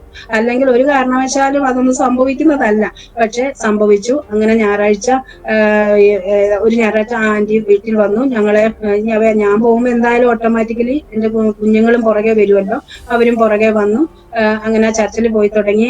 ഏപ്രിൽ കഴിഞ്ഞു, മെയ് കഴിഞ്ഞു, ഞാനൊരു ജൂൺ മാസം പോകാൻ തുടങ്ങുവാണ്. ജൂൺ മാസം തുടങ്ങി പോയി. അപ്പൊ എന്നോട് പറഞ്ഞു, ഞായറാഴ്ച ഓക്കെ, ഞായറാഴ്ച കുഴപ്പമില്ല എന്നുള്ള, ഇച്ചിരി നേരം അവിടെ ഇരുന്നോണ്ട് പോവുകയാണെങ്കിൽ പൊക്കോട്ടെ എന്നുള്ള ആൾക്ക് വേറെ ഒന്നും തോന്നിയില്ല. ഞങ്ങൾ അതിനൊരു 3-4 മണിക്കൂർ എടുക്കുമല്ലോ, പെട്ടെന്ന് പോയി പെട്ടെന്ന് വരുമല്ലോ. അങ്ങനെ അവിടെ പോയി ഞാൻ വാച്ച് ചെയ്യാൻ തുടങ്ങി, ഇവിടെ എന്താണ് സംഭവിക്കുന്നത്. കാരണം മലയാളം ചർച്ചാണല്ലോ, മലയാളം ചർച്ചിലേക്കാണ് പോകുന്നത്. ഇംഗ്ലീഷ് ആകുമ്പോൾ നമുക്ക് അത്രയ്ക്ക് അവരെന്താ പറയണത് എന്താണെന്നൊന്നും മനസ്സിലായില്ല. അവിടുത്തെ ചോദ്യങ്ങൾ ഇതായിരുന്നു. പിന്നെ അതും ഇതുമൊക്കെ കണക്ഷൻ ആണെന്നൊന്നും എനിക്ക് അറിഞ്ഞൂടാ, ഇന്ന് എനിക്ക് മനസ്സിലായി.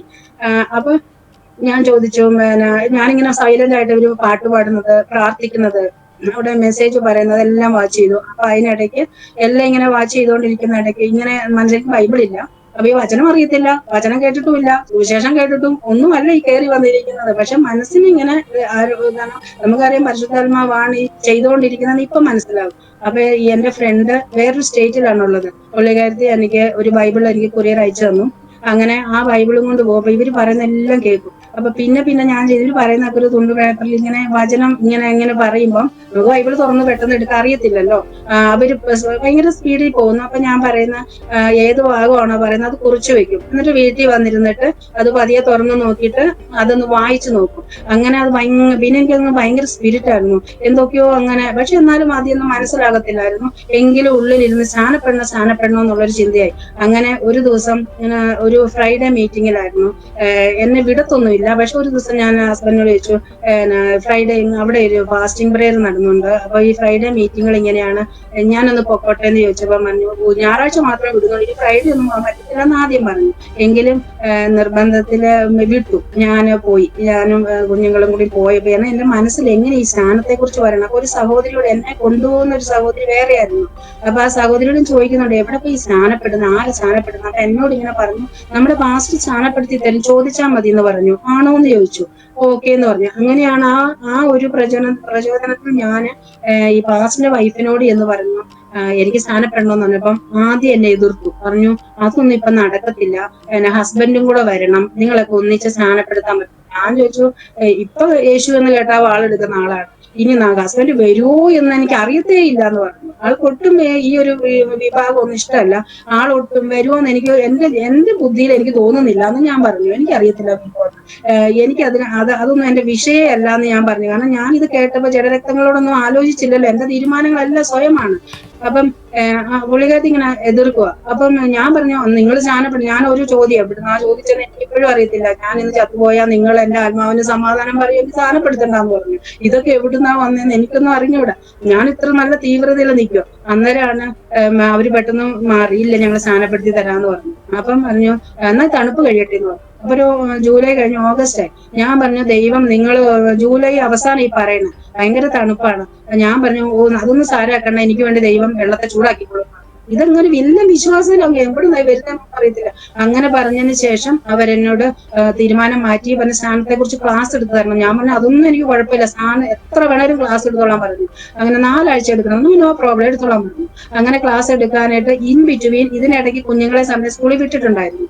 ഈ സൺഡേ സ്കൂളിലെ പഠിത്തം കൊണ്ട് മൂത്ത മോൾ ഒരു ദിവസം എഴുന്നേറ്റ്, അവൾക്ക് 12 വയസ്സാവാനായിട്ട് അതെ 11 മുക്കാൽ വയസ്സായപ്പോ അവൾ എഴുന്നേറ്റ് നിന്നിട്ട് രക്ഷിക്കപ്പെട്ടു. രക്ഷാവാചം അവളെ ഏറ്റു പറഞ്ഞു. അവള് രക്ഷിക്കപ്പെട്ടു. അവൾക്ക് ഒരു പ്രത്യേക ഒരു ഇതൊക്കെ ഉണ്ടായിരുന്നു, ദൈവത്തോടെ തോന്നുന്നു. അങ്ങനെ അവള് രക്ഷിക്കപ്പെട്ടു. അങ്ങനെയാണ് അത് കഴിഞ്ഞിട്ട് അവള് തന്നെയാണ് ഒരു ദിവസം എഴുന്നേറ്റിട്ട് സ്നാനപ്പെടണമെന്നും പറഞ്ഞു. അവള് തന്നെ അങ്ങ് പറഞ്ഞു. സൺഡേ സ്കൂളിൽ നിന്നുള്ള ക്ലാസ് ആയിരിക്കും അവൾക്ക് മുഴുവൻ കിട്ടിയിരിക്കുന്നത്. എനിക്ക് അത്രയൊന്നും പറഞ്ഞു കൊടുക്കാൻ അറിയത്തില്ലല്ലോ. പക്ഷെ എന്റെ ചിന്ത മുഴുവനും വേറെയാ കിടക്കുന്നത്. അപ്പൊ ഇങ്ങനെ പറഞ്ഞു കഴിഞ്ഞപ്പോഴത്തേക്ക് അവര് സമ്മതിച്ചു. അങ്ങനെ 2013 ഓഗസ്റ്റ് മാസം 24-ാം തീയതി ശനിയാഴ്ച വൈകുന്നേരം 4 മണിക്ക് എന്നെ സ്നാനപ്പെടുത്താമെന്ന് തീരുമാനിച്ചു. 3 ദിവസം ഫാസ്റ്റിംഗ് എടുക്കണം. ഞാൻ ഒന്നും കുഴപ്പമില്ല, ഞാൻ ഫാസ്റ്റിംഗ് എടുത്തു, അതൊക്കെ ചെയ്തോളാന്ന് പറഞ്ഞു. എനിക്ക് സ്നാനപ്പെട്ടാൽ മതിയേ ഉള്ള ഒരൊറ്റ ചിന്തയാണ്. ദൈവം അതുപോലെ തന്നെ ആ ദിവസത്തെ നല്ല ചൂടാക്കി തീർക്കുന്നുള്ളതാണ്. അന്ന് സ്വെറ്റർ ഒന്നും ഇടേണ്ടി വന്നില്ല. കാരണം എന്ന് വെച്ചാൽ 4 മണി സമയത്താണ്. അന്ന് 5 പേര്, ഞാനും എന്റെ മോള്, ഇങ്ങനെ വേറെ 3 പേരും കൂടി ഉണ്ടായിരുന്നു. അങ്ങനെ സ്നാനപ്പെടാനായിട്ട് തീരുമാനിച്ചു. സ്നാനപ്പെടുത്തി തന്നു. ഈ സ്നാനപ്പെടുന്ന സമയത്ത് ഇനി എന്റെ ആഭരണത്തെ കുറിച്ച്, കാരണം ഇതെല്ലാരും ആരൊക്കെയാണോ നമ്മളെ സാക്ഷ്യം കേൾക്കുന്നതെന്ന് അറിയത്തില്ല. എന്റെ ബന്ധുക്കൾ തന്നെ കേൾക്കുന്നുണ്ടോ എന്ന് എനിക്ക് പിന്നീട് അറിയത്തില്ല. കേൾക്കുന്നവരോട് പറയും, കാരണം ഇപ്പൊ എല്ലാരും പറയും നിർബന്ധത്താൽ സ്നാനപ്പെടുത്തുന്നു, അവരെ വലിച്ചുകൊണ്ട് പോകുന്നു, അവരെ അങ്ങനെയല്ല.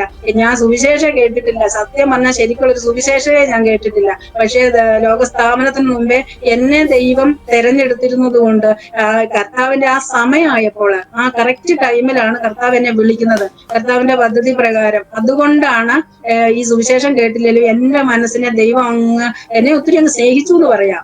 എന്താ പറയാ, എന്നെ ദൈവം അങ്ങ് പിന്നെ പിന്നെ സ്നേഹിച്ച് എന്താ പറയാ, ആ നിർണയപ്രകാരം എന്നെ കർത്താവിലേക്ക് പിന്നെ അങ്ങോട്ട്, കാരണം എന്നെ തെരഞ്ഞെടുത്തത് കർത്താവിനറിയാം, പക്ഷെ എനിക്കറിയില്ലല്ലോ, ഞാനും കൂടി അറിയണമല്ലോ. അപ്പൊ എന്നെ ആ സമയത്തായിരുന്നു ദൈവത്തിന്റെ ആ പദ്ധതി പ്രകാരം, ആ സമയമായപ്പോ എന്നെ ദൈവം തെരഞ്ഞെടുത്തു. ദൈവത്തിനൊരു ഉദ്ദേശമുണ്ട് എന്നെ കുറിച്ചിട്ടുള്ളത്. അപ്പൊ അങ്ങനെ എനിക്ക് മനസ്സിലായി. അങ്ങനെ ആ ദിവസം എന്നെ സ്നാനപ്പെടുത്തി കഴിഞ്ഞോളൂ. സ്നാനപ്പെടാൻ പോകുമ്പം ഇതൊക്കെ നടക്കുന്നൊന്നും ഹസ്ബൻഡ് അറിയുന്നില്ല കേട്ടോ. ഞങ്ങൾ ഞാൻ ഈ ചെയ്യുന്നതൊന്നും അവിടെ പറയുന്നുമില്ല, അറിയുന്നുമില്ല. സ്നാനപ്പെടാൻ പോയപ്പോ ഞാൻ പറഞ്ഞു ഹസ്ബൻഡിനോട്, ഞാൻ ചേട്ടനോട് പറഞ്ഞു, ഞാൻ ഇങ്ങനെ സ്നാനം എടുക്കാൻ പോവാ, സാറ്റർഡേ മോർണിംഗിലാണ്. അപ്പൊ അവിടെ പ്രാർത്ഥനയുണ്ട്. കാരണം വീട്ടിൽ പ്രാർത്ഥന വെക്കാൻ പറ്റാത്തത് കൊണ്ട് എല്ലാം അവിടെ അവരുടെ വീടുകളിൽ തന്നെ എനിക്ക് വേണ്ടി പ്രാർത്ഥന വെക്കുന്നത്. അപ്പൊ പ്രാർത്ഥന കഴിഞ്ഞിട്ട് വേണം പോകണം. അപ്പൊ ഞാനൊരു 2 മണിയായപ്പോ എന്നെ കൊണ്ടുപോകാൻ വണ്ടി വരും. ഞാനും മോളും കൂടെ പോവാ. ഇപ്പൊ ഞാൻ വേറെ ഡ്രസ്സൊക്കെ എടുത്ത് പോകുമ്പോ എന്നോട് ചോദിച്ചു, നീ പോകുന്നു, ഇവളെന്തിനാ പോണെന്ന് ചോദിച്ചു. അപ്പൊ ഞാൻ ചോദിച്ചു, അതൊക്കെ ദൈവത്തോട് ചോദിച്ചതൊന്നും എന്റെ ഭാഗമല്ല, ഞാൻ ആരോടും പറഞ്ഞിട്ടില്ല, അത് അവളും ദൈവവും തമ്മിലുള്ള ബന്ധവാ എന്ന് മാത്രം പറഞ്ഞു. പോരുന്നോന്ന് ചോദിച്ചു. ഞാനില്ലാന്നും പറഞ്ഞു എന്നോട്. അങ്ങനെ പോകുന്നില്ല. ഞാന് എന്റെ കൊച്ചുമോളും ഞാൻ മക്കളുമായിട്ട് പോയി. സ്നാനം കഴിഞ്ഞു. ഭയങ്കര സന്തോഷമായിരുന്നു. അങ്ങനെ പ്രാർത്ഥന തിരിച്ചു വന്നു. അന്ന് രാത്രിയിലുണ്ടായ, ഞാൻ കിടന്നുറങ്ങുമ്പോ സ്വപ്നത്തില് ഉണ്ടായ ഒരു സ്വപ്നത്തിലോ എന്തോ ഞാൻ ഭയങ്കരമായിട്ട് നിലവിളിക്കുക. എന്നാന്ന് വെച്ചാൽ ഈ മരിച്ചുപോയ എന്റെ ബന്ധുക്കളെല്ലാം കൂടി എന്നെ പിടിച്ച് വലിക്കുക. എനിക്ക് കാണാം, എനിക്ക് അവരെല്ലാം കാണാം. എന്റെ മരിച്ചുപോയ എന്റെ പേരപ്പനും പേരമ്മയും എന്ന് വെച്ചാൽ വേണ്ട ആരൊക്കെ അവരെല്ലാം, എന്റെ അമ്മയെ ഒഴിച്ച്, അമ്മ മാത്രം ഇല്ല, ബാക്കി എല്ലാവരും എന്നെ പിടിച്ചങ്ങ് വടംവലിയ. ഞാൻ ഇങ്ങോട്ട് വലിയ, എന്റെ മുറ്റത്താണ് നിൽക്കുന്നത്, ഞാൻ അങ്ങോട്ട് വലിക്കുമ്പോ അങ്ങോട്ട് വലിക്കും. അപ്പൊ ഞാൻ പിറ്റേ ദിവസം വന്നിട്ട് ഒരു ആന്റിയോട് ചോദിച്ചു, എന്താണ് ഇങ്ങനെ ഒരു ബ്രാഹ്മണ വിഭാഗത്തിൽ നിന്ന് വന്ന ഒരു ആന്റി ഉണ്ടായിരുന്നു, ഞാൻ ചർച്ചിലുണ്ടായിരുന്നു. അപ്പൊ ആന്റിയോട് ഞാൻ ചോദിച്ചു, ഇങ്ങനെ ഒരു സ്വപ്നം കണ്ടു, എന്താ അതിന്റെ മീനിങ് എന്ന് ചോദിച്ചു. അപ്പൊ ആന്റി പറഞ്ഞു, ഇന്നലെ ആ സമയം വരെ അവർ പിശാച് വിചാരിച്ചിരുന്ന അവരുടെ കൂട്ടത്തിലാണല്ലോ, അവരെല്ലാം രക്ഷിക്കപ്പെടാത്തവരാ, അവരുടെ കൂട്ടത്തിലായിരുന്നു. ഇന്ന് സ്ഥിതി മാറിയപ്പം അവര് പിടിച്ച് വലിക്കുന്നതാന്ന് പറഞ്ഞു. അപ്പൊ എനിക്ക് തോന്നി ആയിരിക്കും, അങ്ങനെയായിരിക്കും. അതിനുശേഷം പിന്നെ ദൈവം എനിക്കും സ്വപ്നങ്ങൾ തരാൻ തുടങ്ങി. അപ്പം ഞാൻ ഈ സ്നാനപ്പെടുന്നതിന് മുമ്പ് ഈ സ്നാനം എന്താന്ന് ഞാൻ കണ്ടിട്ടില്ല, കത്തോലിക്കരുടെ സ്നാനവും കണ്ടിട്ടില്ല. അപ്പൊ അങ്ങനെ ഇരുന്നപ്പോ ദൈവം എനിക്കൊരു സ്വപ്നം കാണിച്ചു തന്നു. ഒരു പള്ളി കാണിച്ചു തരുവാണ്. അത് പാസ്റ്ററെ മോനെ തന്നെയാണ് കാണിച്ചു തരുന്നത്, നമ്മൾ അറിയുന്നത്. അപ്പൊ ഈ പാസ്റ്റർ മോനെ കൊണ്ടുവന്നിട്ട് തല ഇങ്ങനെ ചെരിച്ചു പിടിച്ചിട്ട് ഒരു കിണ്ടിയിൽ വെള്ളം ഒഴിക്കുന്നത് എനിക്ക് കാണിച്ചു തന്നു. അപ്പം ഈ സ്നാനം അതല്ലല്ലോ, അങ്ങനെയല്ല എന്നുള്ളത്. അപ്പൊ എനിക്കൊന്നും കൂടെ കൺഫർമേഷൻ ചെയ്യാൻ അടുത്ത വീട്ടില് എന്റെ ഒരു ഫ്രണ്ടിന്റെ കൊച്ചിന്റെ സ്നാനം ഉണ്ടെന്ന് നിങ്ങളെ വിളിച്ചു. അപ്പൊ ഞാൻ പറഞ്ഞു, നമുക്കൊന്ന് പോകാം, കാരണം എന്റെ സ്നാനപ്പെടുന്നതിന് കുറച്ച് ദിവസം ഈ സ്നാനം എന്താണെന്ന് കാണട്ടെ എന്ന് പറഞ്ഞു പോയപ്പോ ഈ കുഞ്ഞിനെ അവരും വെള്ളത്തിൽ തളിക്കുന്നതാണ് ഞാൻ കണ്ടത്. ആദ്യമായിട്ട് അങ്ങനെ കണ്ടു. അതല്ല ശരി എന്നുള്ളത് നമുക്ക് മനസ്സിലായല്ലോ. അങ്ങനെ എന്റെ സ്നാനം കഴിഞ്ഞു. അങ്ങനെ പിന്നെ ഞാനും മോള് സ്നാനപ്പെട്ടു. പിന്നെ ദൈവം എന്നെ പിന്നെ ഒരു കാഴ്ച കാണിച്ചു തരുന്നത്, ഇപ്പൊ നമ്മളൊരു ബുക്ക് എടുത്തു കഴിഞ്ഞാൽ, ഇങ്ങനെ ബുക്ക് വെച്ച് കഴിഞ്ഞാൽ 2 ഫ്രെയിം ആണല്ലോ, ഇവിടെ ഒരു ഫ്രെയിം, ഇവിടെ ഒരു ഫ്രെയിം, ഇങ്ങനെ ഒരു ബുക്ക്, ഇങ്ങനെ ഒരു ഫോട്ടോ ഫ്രെയിം പോലെ. അതിൽ ഒരു ഫ്രെയിമില് എന്റെ അമ്മയുടെ ഫോട്ടോയും ഒരു ഫ്രെയിമിൽ മാതാവിന്റെ ഫോട്ടോയും എനിക്ക് കാണിച്ചു തന്നു. അപ്പോഴും എനിക്ക് മനസ്സിലാവുള്ളൂ, ഞാൻ എന്റെ അമ്മയെ ഞാൻ എപ്പോഴും ഓർക്കാറുണ്ട്, മരിച്ചു പോയെങ്കിലും ഓർക്കാറുണ്ട്. അമ്മ എനിക്ക് ബഹുമാനമാണ്, സ്നേഹമാണ്, നമ്മൾ ഒരിക്കലും അമ്മയെ മറക്കത്തില്ല. പക്ഷെ മാതാവിനെ ഒരിക്കലും ചിന്തിക്കുന്നില്ലല്ലോ, എന്തുകൊണ്ടാണ് ഇങ്ങനെ ഒരു ഫോട്ടോ. അപ്പം ദൈവം എനിക്ക് മനസ്സിലാക്കി തന്ന കാര്യമാണ്, നമ്മൾ പൂജിക്കരുത്, നമ്മൾ ആരാധിക്കരുത്. നിന്റെ അമ്മ എങ്ങനെയാണോ ഭൂമിയിൽ ജനിച്ചു, ജീവിച്ചു, മരിച്ചു, പോയി, ആ ഒരു പ്രാധാന്യം നോക്കിയാൽ അത്ര പ്രാധാന്യമേ ഉള്ളൂ മാതാവിനും. അവരെ നമുക്ക് ബഹുമാനിക്കാനേ പാടുള്ളൂ, ആരാധിക്കാൻ പാടില്ല. ഇങ്ങനെയാണ് ഇത്. കാരണം അവരോട് പറഞ്ഞ് നമ്മൾ മനസ്സിലാക്കാൻ ദൈവം എനിക്ക് മനസ്സിലാക്കി തരുവാണ്. കത്തോലിക്കരോട് സംസാരിക്കാനാണ്. അങ്ങനെ ഞാൻ കത്തോലിക്കരോട് പോയി പറയാൻ തുടങ്ങിയിട്ടുണ്ടായിരുന്നു. ഈ വീടുകളിൽ പോയി എന്താണ്, എനിക്ക് ഒത്തിരി ഒന്നും അന്ന് അറിയത്തില്ല, ഇനീഷ്യൽ സ്റ്റേജ് എന്താണെന്നൊന്നും എനിക്ക് അറിയത്തില്ല. എങ്കിലും ഞാൻ അവരോടൊക്കെ പോയിട്ട് കർത്താവിന്റെ സ്നേഹവും ഞാൻ സ്നാനപ്പെടും, ഞങ്ങൾ ചെറുതായിട്ട് എന്നെ കൊണ്ട് അറിയുന്ന ദൈവം തരുന്ന കൃപയ്ക്കൊപ്പം പറയുമായിരുന്നു. അങ്ങനെ അത് കഴിഞ്ഞു. പിന്നെ എനിക്ക് വിഗ്രഹങ്ങളെ കാണുമ്പോഴത്തേക്ക് ഭയങ്കരമായിട്ട് ദേഷ്യം. എങ്ങനെയാണ് ഇതിനെയൊന്നും മാറി നിൽക്കുക. അന്നേരം ഞാൻ വിളക്ക് കൊളുത്തുന്നില്ല, ഒന്നും കാണുന്നില്ല എന്നുണ്ടപ്പം എന്റെ ചേട്ടൻ അവിടെ നിന്ന് സ്റ്റാർട്ട് ചെയ്തു. ഒരിക്കലും വിളക്ക് കൊളുത്താത്ത ആളാണ്. ഈ നാമം ജപിക്കലൊക്കെ എനിക്ക് മാത്രമേ ഉള്ളൂ. കാരണം നാമം ജപിക്കാൻ വേണ്ടിയിട്ട് വീടിന്റെ മുറ്റത്ത് തുളസിയൊക്കെ വെച്ച് പിടിപ്പിച്ചത് ഓസ്ട്രേലിയയിൽ. അങ്ങനെ ഒരു വ്യക്തിയാണ് ഞാൻ. 1000 ഇതളൊക്കെ വേണം തുളസി, സഹസ്രനാമം ജപിക്കാൻ. അങ്ങനെയൊക്കെ ചെയ്ത വ്യക്തിയാണ്. അപ്പം ഇത് അങ്ങനൊന്നും ചെയ്യാൻ പറ്റത്തില്ലെങ്കിലും ചേട്ടനും ഇതങ്ങ് സ്റ്റാർട്ട് ചെയ്തു. അപ്പൊ പിന്നെ എനിക്കത് ഭയങ്കരമായിട്ട് ഇത് തോന്നി. പിന്നെ ഞങ്ങള് ഒന്നും മിണ്ടത്തില്ല. അപ്പൊ നമ്മൾ നാമം ജപിക്കുന്നില്ല, ഒന്നുമില്ല. ഞങ്ങളൊരു മൂലയ്ക്ക് വന്നിരുന്ന ഞാനും മക്കളും പ്രാർത്ഥിക്കാനൊന്നും അറിയത്തില്ല. ചുമ്മാ ഇരുന്ന് ഇങ്ങനെ പ്രാർത്ഥിക്കുമ്പോ ഒരു ദിവസം എന്റെ ഇങ്ങനെ ഇരുന്ന് ആൾക്ക് എന്തോ ഇങ്ങനെ ഭയങ്കരമായിട്ട് ഒരു ഇറിറ്റേഷൻ പോലെ തോന്നുകയാണോ എന്ന് പറഞ്ഞിട്ട് എന്റെ അടുത്തോട്ട് വന്നിട്ട് ഇങ്ങനെ പറയുകയാണ്, എന്നാ എന്റെ ഒരു ദിവസം കാലിന് ഭയങ്കര പെയിൻ ആയിട്ട്, മാറാത്ത വേദനയായിട്ട് നടക്കുവാണ്. അപ്പൊ പറഞ്ഞു, ഈ കാലിന് വേണ്ടി ഒന്ന് പ്രാർത്ഥിക്കാൻ പറഞ്ഞു. അപ്പൊ ഞങ്ങള് അവിടെ നിന്ന്, നമുക്കൊന്നും അറിയത്തില്ലല്ലോ, കാലെ പിടിച്ച് പ്രാർത്ഥിച്ചു, കാലങ്ങ് സൗഖ്യമായി. അപ്പം ആൾക്കത് മനസ്സിലായി കാല് സൗഖ്യമായി എന്നുള്ളത്. അങ്ങനെ എന്താ പറയാ, അതൊരു വിശ്വാസം വന്നോ എന്നൊന്നും അറിയത്തില്ല. പിന്നീട് ഇങ്ങനെ പോയപ്പോൾ ഞങ്ങൾ ചർച്ചിൽ പോകുന്നു. അതിനുശേഷം ഞങ്ങൾക്ക് ഇവിടെ PR കിട്ടി. PR കിട്ടി. അതിന് പിന്നീട് ഞങ്ങൾക്ക് ഞങ്ങൾ കാറ് വാങ്ങിച്ചു, പുതിയ കാറ്. 2014 ഞങ്ങളൊരു കാറ് വാങ്ങിച്ചു. കാറ് വാങ്ങിച്ചിട്ട് അതാണ് അടുത്തത്. ഈ ഓഗസ്റ്റിൽ സ്നാനപ്പെട്ടു. പിന്നെ അത് കഴിഞ്ഞ് കാറ് വാങ്ങിച്ചു. കാറ് വാങ്ങിച്ചിട്ട് ഞാൻ ഈ കാറില് തന്നെത്താനെയാണ് ഇങ്ങനെ ഡ്രൈവ് ചെയ്ത് ഞാൻ ലേണേഴ്സിലാണ്. കാരണം നാട്ടിലത്തെ ലൈസൻസ് ഇങ്ങോട്ട് മാറ്റിയിട്ട് ലേണേഴ്സിൽ, കാരണം അങ്ങനെ നമ്മൾ ഒറ്റയ്ക്ക് ഇരുന്ന് നമുക്ക് ഓടിക്കാൻ പറ്റത്തില്ല. പക്ഷെ ഞാൻ എന്താ ചെയ്യുന്നത്, ഞാൻ ഒറ്റയ്ക്ക് പിള്ളേർ സ്കൂളിൽ പോയി കഴിയുമ്പോൾ, ചേട്ടന് ജോലിക്ക് പോയി കഴിയുമ്പോൾ ഞാൻ ഈ കാർ എടുത്ത് ഒറ്റയ്ക്ക് 50 സ്പീഡിൽ ഞാൻ ആ വീടിന്റെ അവിടെ കൂടെ ഒക്കെ ഇങ്ങനെ ഓടിക്കും. ഒരു ദിവസം ഈ കാർ ഓടിച്ചോണ്ട് ഞാൻ ഒരു വീടിന് ഇങ്ങനെ ഡ്രൈവേ കയറ്റിട്ട് റിവേഴ്സ് എടുത്ത് തിരിച്ചു വരണം. അപ്പൊ ഞാൻ റിവേഴ്സ് ഉണ്ട്, എനിക്ക് അറിഞ്ഞൂടാ. ഒരു നിമിഷം എന്റെ മൈൻഡ് അങ്ങ് പതറിപ്പോയി. ഈ സാക്ഷ്യം ഞാൻ എവിടെയും പറഞ്ഞിട്ടില്ല. അന്ന് എന്നോട് പറയണ്ടെന്നാ പറഞ്ഞത്. അത് പക്ഷെ ഇന്ന് രാവിലെ ദൈവം ഓർപ്പിച്ചു അത് പറയണമെന്നുള്ളത്. കാരണം ഞാൻ ആ കാറിന്റെ പുതിയ കാറ് ഞാനത് ഡ്രൈവിൽ ഇടുന്നതിന് പകരം റിവേഴ്സിൽ ഇടുന്നതിന് പകരം എനിക്ക് തോന്നുന്നു ഡ്രൈവിൽ ഇട്ടെന്ന് തോന്നുന്നു. ഞാൻ ഒരു നിമിഷം കൊണ്ട് നോക്കുമ്പോ കാറിന്ന് പുക പൊങ്ങുന്നു. നോക്കുമ്പം ബോണറ്റ് പോയി, രണ്ടും അതിൽ ഇടിച്ചു തകർത്തിട്ടുണ്ട്. ഒരു ലെറ്റർ ബോക്സ് പോയിട്ടുണ്ട്. ഈ കാർ അപ്പൊ എനിക്ക് മനസ്സിലായി എന്തോ സംതിങ് ആണ്.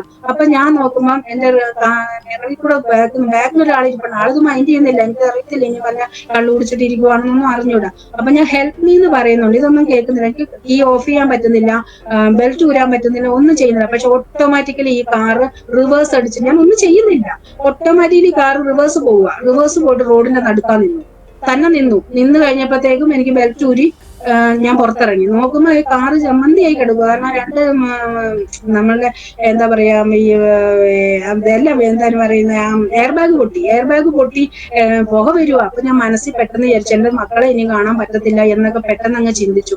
അപ്പത്തേക്ക് ഒരു ചൈനക്കാരന്റെ വീടായിരുന്നു. ആൾ ഓടി വന്ന് പുറത്തിറങ്ങിയിട്ട് പറഞ്ഞു, നിനക്കെന്തോ സംഭവിച്ചിട്ടുണ്ട്, ഈ കാറിന്റെ പരുവത്തിൽ നിനക്കൊന്നും സംഭവിച്ചില്ല എന്ന് പറഞ്ഞാൽ വിശ്വസിക്കില്ല, കാലും പോയി നെഞ്ചും പോയി, വേഗം എമർജൻസി ഇപ്പൊ പറഞ്ഞു. അപ്പൊ ഞാൻ പറഞ്ഞില്ല, എനിക്കൊന്നും സംഭവിച്ചിട്ടില്ല, എനിക്കൊരു എന്ത് സമ്മതിക്കത്തില്ല. ഞാൻ പറഞ്ഞില്ല, എനിക്കൊന്നും പറ്റിയിട്ടില്ല എന്ന് പറഞ്ഞു. അപ്പത്തേക്കും ഞാൻ എന്താ പറയാ ഹസ്ബൻഡിനെ വിളിച്ചു. ഹസ്ബൻഡ് വന്നപ്പോഴത്തേക്കും പാസ്റ്റിനെ വിളിച്ചു. പാസ്റ്റും വേഗം വന്നു, കുറച്ച് ദൂരമായിരുന്നു, വേഗം വന്നു. അപ്പൊ എന്നോട് അന്നേ പറഞ്ഞു ഇതൊന്നും ആരോടും പറയേണ്ടത്. പക്ഷെ ഇതും കാരണം എന്നെ സൂക്ഷിച്ച ദൈവമാണ്, അതുകൊണ്ട് ഇത് പറയണത്. ഒന്നല്ലെങ്കിൽ ഞാൻ തീർന്നു പോകേണ്ടതായിരുന്നു. പക്ഷെ ദൈവത്തിന് പദ്ധതി ഉള്ളതുകൊണ്ട് എന്നെ തീർത്തില്ല. ഞാൻ അതിൽ നിന്ന്, കാരണം ഭയങ്കരമായിട്ട് ഒരു പൊറല് പോലും വെക്കാതെ ഞാൻ അതിൽ നിന്ന് പുറത്ത്, ദൈവമാണ് എന്നെ കൊണ്ടുവന്നത്. പിന്നീട് ഞാൻ ലൈസൻസ് എടുത്തതിന് ശേഷവും ഇതുപോലെ വണ്ടി ഓടിച്ച് ഞാൻ പാർക്ക് ചെയ്യുമ്പോൾ എന്റെ മുമ്പിൽ കിടന്നിരുന്ന ഒരു ട്രക്ക് എന്നെ കാണാതെ റിവേഴ്സ് എടുക്കുക. എനിക്കിനി പുറകോട്ട് പോകാൻ പറ്റത്തില്ല. പക്ഷെ ആ ട്രക്ക് എന്ത് ചെയ്താൽ സ്റ്റോപ്പ് ചെയ്യത്തില്ല. എനിക്കറിയാം, ഞാൻ വെച്ച് ട്രക്കിന്റെ അടിപ്പെടും. പക്ഷെ അപ്പോഴത്തേക്ക് കമ്പനിക്കാരെല്ലാം കൂടെ കണ്ടിട്ട് ഓടി വന്നിട്ട് ഈ ട്രക്കിനോട് എന്താ പറയാ, അവരെ ഇങ്ങനെ കൈ കാണിച്ചപ്പോഴാണ് ഇയാൾ നിർത്തുന്നത്. ഇയാളുടെ തെറ്റാണ്, ഇയാൾ നോക്കുന്നില്ല. അങ്ങനെയും ദൈവം അതിൽ നിന്ന് സൂക്ഷിച്ചു. പിന്നീട് ഒരിക്കലും ഞാനിങ്ങനെ ഇതിനകത്ത് ട്രാഫിക് ലൈറ്റിൽ കിടക്കുക, കുഞ്ഞുങ്ങളും ഉണ്ട് കൂട്ടത്തില്. പക്ഷെ ഒരു വണ്ടി ഞാനിങ്ങനെ നോക്കും, ഒരു വണ്ടി പാഞ്ഞു വരുന്നത്, ഇത് എന്നെ കൊണ്ട് ഈ കാർ ഇടിച്ചു കൊണ്ടുവന്ന് മനസ്സിൽ വിചാരിച്ചോളൂ സൈഡ് കൊണ്ട് അങ്ങ്. അപ്പോഴത്തേക്കും കൊച്ചുങ്ങളും പേടിച്ചു വന്ന്. പക്ഷെ നമുക്ക് അപ്പോഴും ഒന്നും ദൈവം പറ്റാതെ സൂക്ഷിച്ചു. ദൈവം അങ്ങ് സൂക്ഷിച്ചു നിർത്തി എല്ലാ സ്ഥലത്തും. പിന്നെ പ്രാർത്ഥിച്ചെടുക്കും. ദൈവം അങ്ങനെ ശക്തിപ്പെടുത്തി ബലപ്പെടുത്തി അങ്ങനെ മുമ്പിലോട്ട് കൊണ്ടുപോയിക്കൊണ്ടിരിക്കുന്നു. ഇതെല്ലാം ഈ പറയുന്നത് നമുക്കൊന്നും ഈ പൗലോസ് അപ്പോസ്തലൻ പറയുന്ന ഒരു കാര്യമുണ്ട്. എല്ലാം റോമർക്ക് എഴുതിയ ലേഖനം 15-ാം അധ്യായത്തിൽ ഇങ്ങനെ പറയുന്നുണ്ട്, എല്ലാ ശുശ്രൂഷകളും കഴിഞ്ഞിട്ട് വരുമ്പോൾ പറയുന്നുണ്ട്, ഇതെല്ലാം ദൈവം എന്നെ കൊണ്ട് ചെയ്യിച്ചു എന്നല്ലാതെ എനിക്കൊന്നും പ്രത്യേകിച്ച് പറയാനില്ല, പുകഴുവാനില്ല. ഇപ്പോഴും ഞാൻ ദൈവത്തിനോട് പറയണത്, എനിക്കൊന്നുമില്ല, ഇതെന്റെ നാമം, എനിക്കൊന്നും പുകഴുവാനില്ല. ദൈവം എന്നെ കണ്ടു, അതുകൊണ്ട് എന്നിലൂടെ ദൈവത്തിന്റെ നാമം മഹത്വം എടുക്കണം. ഞാനൊരു ഇൻസ്ട്രുമെന്റ് മാത്രമാണ്. അങ്ങനെ ഞാൻ പിന്നെ എന്നോട് ദൈവം പിന്നെ അങ്ങോട്ട് യൂസ് ചെയ്യാൻ തുടങ്ങി. പലരെയും കാണിച്ചു തന്ന് അവരോട് പോയി സുവിശേഷം പറ. കാരണം ചിലരെയൊക്കെ ദൈവം കണ്ടിട്ടുണ്ടായിരുന്നു. സുവിശേഷം പറയുകയും അവരെ രക്ഷയിലേക്ക് നയിക്കുകയും പക്ഷെ അവിടെ പ്രശ്നങ്ങൾ ഉണ്ടാക്കുകയും ഒക്കെ ചെയ്തിട്ടുണ്ട്. പക്ഷെ അതൊന്നും കാര്യമാക്കാതെ അവരെ സ്നാനപ്പെടുത്തിയെടുക്കാനും എന്താ പറയാ പാസ്റ്ററിന്റെ അടുത്ത് കൊണ്ടുപോയി സ്നാനപ്പെടുത്തിയെടുക്കാനും ഒക്കെ ദൈവം സഹായിച്ചിട്ടുണ്ട്. അതുപോലെ പിന്നെ ദൈവം നമ്മളോട് പിന്നെ ഇനി കർത്താവിലേക്ക് വന്നു. പിന്നെ എനിക്ക് അറിയേണ്ട കാര്യമാണ്, ആഭരണം ഒക്കെ ഞാൻ ഈ സ്നാനപ്പെടുമ്പോൾ ഞാൻ ആഭരണം മുഴുവൻ ഇട്ടിട്ടാണ് സ്നാനപ്പെട്ടത്. ഈ സാരി മാത്രം ഒടിച്ചു കളഞ്ഞൊന്നല്ലാതെ എന്റെ മുക്കുത്തിയുണ്ട്, എല്ലാ സംഭവവും ഉണ്ട്. ആരും എന്നോട് അങ്ങനെ പറഞ്ഞില്ല. പക്ഷെ കാരണം ദൈവത്തിന് കാരണം എനിക്ക് ശരിക്കും ബോധ്യം വരണമായിരിക്കാം. അങ്ങനെ ഇരുന്നപ്പോ എനിക്ക് തോന്നി ഇതെല്ലാം വിഗ്രഹമാണ് എന്റെ ഉള്ളിൽ തോന്നി. അങ്ങനെ ഞാൻ ഓരോന്നോരോന്ന് അഴിച്ചു മാറ്റാൻ തുടങ്ങി. ഒരു കമ്മലും മാല ഒഴിച്ച് എന്റെ കമ്പനി ഹസ്ബൻഡ് പൂർണ്ണ സമ്മതത്തോടെ പറഞ്ഞെങ്കിൽ എനിക്ക് ദൂരാൻ പറ്റുള്ളൂ, അല്ലെങ്കിൽ വീട്ടിൽ പ്രശ്നമാവുമല്ലോ എന്ന് വിചാരിച്ചുകൊണ്ടിരുന്നു. അങ്ങനെ ഇനി ഹസ്ബൻഡ് വന്നതും കൂടി പറയാം. അങ്ങനെ 2013 കഴിഞ്ഞു. ഞങ്ങളുടെ നല്ല നടപ്പ് കണ്ട്, ഞങ്ങളുടെ പെരുമാറ്റവും ഞങ്ങളുടെ നടപ്പും കണ്ട് ഹസ്ബൻഡിന് മനസ്സിലായി ഇതിൽ എന്തോ സംതിങ് ഉണ്ടെന്ന്. ഞാൻ ചർച്ചിൽ പോകുമ്പോൾ എന്റെ കൂടെ കാറിൽ കയറി ഇരിക്കാൻ തുടങ്ങി. ഞാൻ ചോദിച്ചു എങ്ങോട്ടെ പോണേ? എന്നെ വഴിയിൽ ഇറക്കി വിട്ടാൽ മതി, എനിക്ക് ഒരാളെ കാണാനാണ്. ആരെയും കാണാനില്ല, പക്ഷെ പുള്ളി നേരെ ചർച്ചിലോട്ട് വരും. പക്ഷെ ചർച്ചിനകത്ത് കയറത്തില്ല. കയ്യടി ഭയങ്കര ബഹളം, കൈയടിക്കുന്നത് ഭയങ്കര ദേഷ്യമാണ്. കാരണം എന്റെ ചെവിയൊക്കെ പൊട്ടിപ്പോന്നാ പറയുന്നത്. അത് കഴിഞ്ഞ് പതിയെ ഞങ്ങളൊന്നും നിർബന്ധിച്ചില്ല, പതിയെ ചർച്ചിനകത്ത് കയറി ഇരിക്കാൻ തുടങ്ങി. ഒരു ഉപവാസ പ്രാർത്ഥന വീട്ടിൽ നടക്കുമ്പോൾ എണീറ്റ് നിന്ന് പറഞ്ഞു എനിക്ക് സ്നാനപ്പെടണമെന്ന് പറഞ്ഞു. അതിനു മുമ്പ് തന്നെ വേറൊരു പാസ്റ്റർ ഇതേപോലെ വെല്ലൂരുള്ള ഒരു പാസ്റ്റർ ഇവിടെ വന്നു കഴിഞ്ഞപ്പോഴത്തേക്കും പാസ്റ്റർ ഗസ്റ്റ് പാസ്റ്റർ ആയിട്ട് വന്നപ്പോ എന്നോട് ചോദിച്ചു ഹസ്ബൻഡ് എവിടെയെന്ന് ചോദിച്ചു. ഞാൻ പറഞ്ഞു ഹസ്ബൻഡ് രക്ഷയിലേക്ക് വന്നിട്ടില്ല. അപ്പൊ തന്നെ പറഞ്ഞു ഓക്കെ ബ്രദർ നമുക്ക് ഇപ്പൊ തന്നെ പോകാന്നൊരു ബ്രദറിനെ കുട്ടി വീട്ടിൽ വന്നു. കുറച്ചു നേരം വചനം സംസാരിച്ചപ്പം ഹസ്ബൻഡ് കരയാൻ തുടങ്ങി. അങ്ങനെ രക്ഷാവാചകം ചൊല്ലിക്കൊടുത്തു, രക്ഷിക്കപ്പെട്ടു. അതിനുശേഷം കുറച്ചു നാൾ ബ്ലാങ്ക് ആയിപ്പോയി. അങ്ങനെയാണ് ഒരു ദിവസം ഈ നമ്മളുടെ ഉപവാസ പ്രാർത്ഥനയിടയിൽ വീട്ടിൽ പ്രാർത്ഥന വെച്ച് നടക്കുമ്പോൾ വേറൊരു പാസ്റ്റർ വന്നിരിക്കുവാണ്. അപ്പൊ പറഞ്ഞു പാസ്റ്റർ എനിക്ക് സ്നാനപ്പെടണമെന്ന് പറഞ്ഞു. അപ്പൊ പാസ്റ്റർ പറഞ്ഞു സ്നാനപ്പെട്ടാൽ ഇന്ന പ്രശ്നങ്ങളുണ്ടാവും, ബുദ്ധിമുട്ടുണ്ടാവും, ഉപദ്രവം ഉണ്ടാവും, കഷ്ടം ഉണ്ടാവും, നഷ്ടം ഉണ്ടാവും, എല്ലാം ഉണ്ടാവും. അതൊന്നും കുഴപ്പമില്ലാന്ന് പറഞ്ഞു. ഇപ്പോഴും ഞാനും പോയി പറഞ്ഞു ലോകത്തിലെ ഒരു കാര്യങ്ങൾ കിട്ടാനായിട്ടല്ല നമ്മൾ സ്നാനപ്പെടുന്നത്. ചിലപ്പോൾ നമുക്കിത് കിട്ടത്തില്ലായിരിക്കും. എന്നെ ഇതൊക്കെ ദൈവം എനിക്ക് ബോധ്യപ്പെടുത്തി തന്നായിരുന്നു. വീടില്ലായിരിക്കും, കാരണം നമുക്കുള്ളതും കൂടി ചിലപ്പോൾ പോയെന്നിരിക്കും. അല്ലാണ്ട് ചിലപ്പോൾ നമ്മൾക്ക് പലതും നഷ്ടങ്ങളായിരിക്കും. പക്ഷെ ഒന്നേ ഉള്ളൂ, ഇത് നിത്യതയ്ക്ക് വേണ്ടിയിട്ടാണ്. നമ്മൾ കർത്താവിനോട് ചേരാനാ സ്നാനപ്പെടുന്നതും. അതുപോലെ നമ്മൾ മരിച്ചു കഴിഞ്ഞാൽ നമ്മുടെ ആത്മാവിന് എന്താ പറയാ, നമ്മള് ഹിന്ദുക്കൾ ശാന്തി കിട്ടുന്നെന്ന് പറഞ്ഞ മാതിരി ഇത് നമ്മളുടെ കർത്താവിനോട് കൂടെ വസിക്കാൻ വേണ്ടിയിട്ടും ആണ് നമ്മൾ സ്നാനം എടുക്കുന്നത്. ഇതിനാണ്. അതല്ലാതെ ലോകത്തിലെ എന്തെങ്കിലും കിട്ടുമെന്നാണെങ്കിൽ ദൈവം വിശ്വസ്തനാ, ദൈവം തരും. പക്ഷെ നമ്മൾ അതല്ല ഫോക്കസ് ചെയ്യേണ്ട. റെഡിയാണോ എന്ന് ചോദിച്ചപ്പോൾ ഹസ്ബൻഡ് പറഞ്ഞു റെഡിയാണെന്ന് പറഞ്ഞു. അങ്ങനെയാണ് 2015 അന്നപ്പോ എന്റെ ചെറിയ മോളും അവളും കൂടി ഇങ്ങനെ താല്പര്യം പറഞ്ഞു, രക്ഷിക്കപ്പെട്ടു. 2015 ഓഗസ്റ്റ് മാസം 1-ാം തീയതി അവരും സ്നാനപ്പെടുവാനിടയായി. അങ്ങനെ ഞങ്ങൾ 4 പേരും കർത്താവിനോട് കൂടെയുള്ള യാത്രയിലാണ്. പക്ഷെ അങ്ങനെ പോരല്ലോ, അങ്ങനെ ദൈവം എന്നെ പഠിപ്പിക്കാൻ തുടങ്ങി. ഇനി ഇതെല്ലാം പറയുന്നത് എന്തെന്ന് വെച്ചാൽ നമ്മൾ കേൾക്കുന്ന ഓരോ കാര്യം വെറുതെ നമ്മള് ഒരു പെന്തക്കോസ്റ്റായി ഇതിനകത്തോട്ട് വന്നു എന്നുള്ളതിലല്ലല്ലോ കാര്യം. ഇനി നമ്മള് വിശുദ്ധിയോടെ വേർപാടോടെ എങ്ങനെ ജീവിക്കുന്നു എന്നതുള്ള കാര്യം. നമുക്ക് രൂപാന്തരം വരണം. എങ്ങനെയാണ് രൂപാന്തരം വന്നെങ്കിൽ മാത്രമേ നമ്മൾ ഓരോ ദിവസവും അടുത്തടുത്ത് കർത്താവിനോട് ചേർന്ന് അങ്ങനെ നടന്ന് നിത്യതയെ മറയുവാണല്ലോ നമ്മൾ ചെയ്യേണ്ടത്. അങ്ങനെ ഒരു ബോധ്യം ദൈവം തന്നപ്പോ ദൈവം ഇങ്ങനെ സംസാരിക്കാൻ തുടങ്ങി.